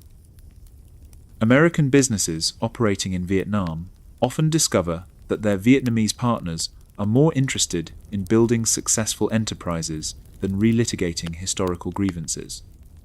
Economic interdependence has become one of the strongest foundations for lasting peace between former enemies. Cultural exchanges have enriched both societies while preserving the memory of shared history. Vietnamese American communities in the United States maintain connections to their homeland while contributing to American society. American popular culture has influenced Vietnamese youth, while Vietnamese cuisine, arts, and traditions have found enthusiastic audiences in America. These cultural flows create human connections that transcend political boundaries and historical resentments. The challenge of preserving historical memory while building future relationships remains ongoing. Both countries must balance honoring their war dead and acknowledging past suffering with the practical necessity of cooperation on contemporary challenges. Younger generations in both nations often have limited knowledge of the war's details, creating opportunities for either reconciliation or renewed misunderstanding, depending on how history is taught and remembered. As the last generation of war veterans ages and passes away, the responsibility for maintaining historical memory shifts to their children and grandchildren. This transition creates both opportunities and risks. Opportunities to move beyond the trauma and bitterness that shaped previous generations, but risks of forgetting important lessons about the costs of conflict. Museums, educational programs, and memorial sites become increasingly important as living memory fades into historical record. The story of Vietnam's underground war ultimately transcends the specific conflict that created it. The tunnels of Cu Chi, the bunkers of Vinh Moc, and the bomb craters of Hanoi represent universal human responses to existential threats. The determination to survive, the ingenuity to adapt, and the hope to build something better from the ruins of destruction. These underground spaces that once sheltered families from death have become symbols of resilience that inspire people facing challenges far removed from military conflict. Today, children play beside goldfish ponds that were once bomb craters, tourists explore tunnels where families once huddled in terror, and scientists work together to heal land poisoned by chemical weapons. The underground secrets of Vietnam's war have risen to the surface, transformed from instruments of survival into tools of education, reconciliation, and hope. What began in darkness beneath the earth has emerged into the light, proving that even the most devastating conflicts can eventually give birth to understanding, cooperation, and peace. Nguyen Van Duc switches off his metal detector as the sun sets over the rice fields of Dong Hoi. Another day, another deadly discovery. This time, a cluster bomblet buried for more than half a century, lying dormant until today. He loads the device carefully into his truck, knowing that somewhere in Vietnam tonight, another family will sleep safely because of his work. But the legacy persists. In 2025, new unexploded ordnance continues to surface regularly in farmlands across the country. Agent Orange's dioxin persists in known hotspots like Bien Hoa and Da Nang, continuing to pose health risks as it enters food chains and water supplies in affected areas.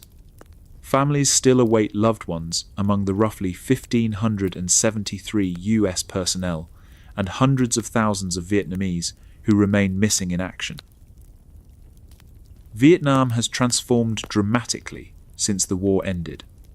The country has sustained remarkable economic growth, lifting millions from poverty and becoming a major manufacturing hub.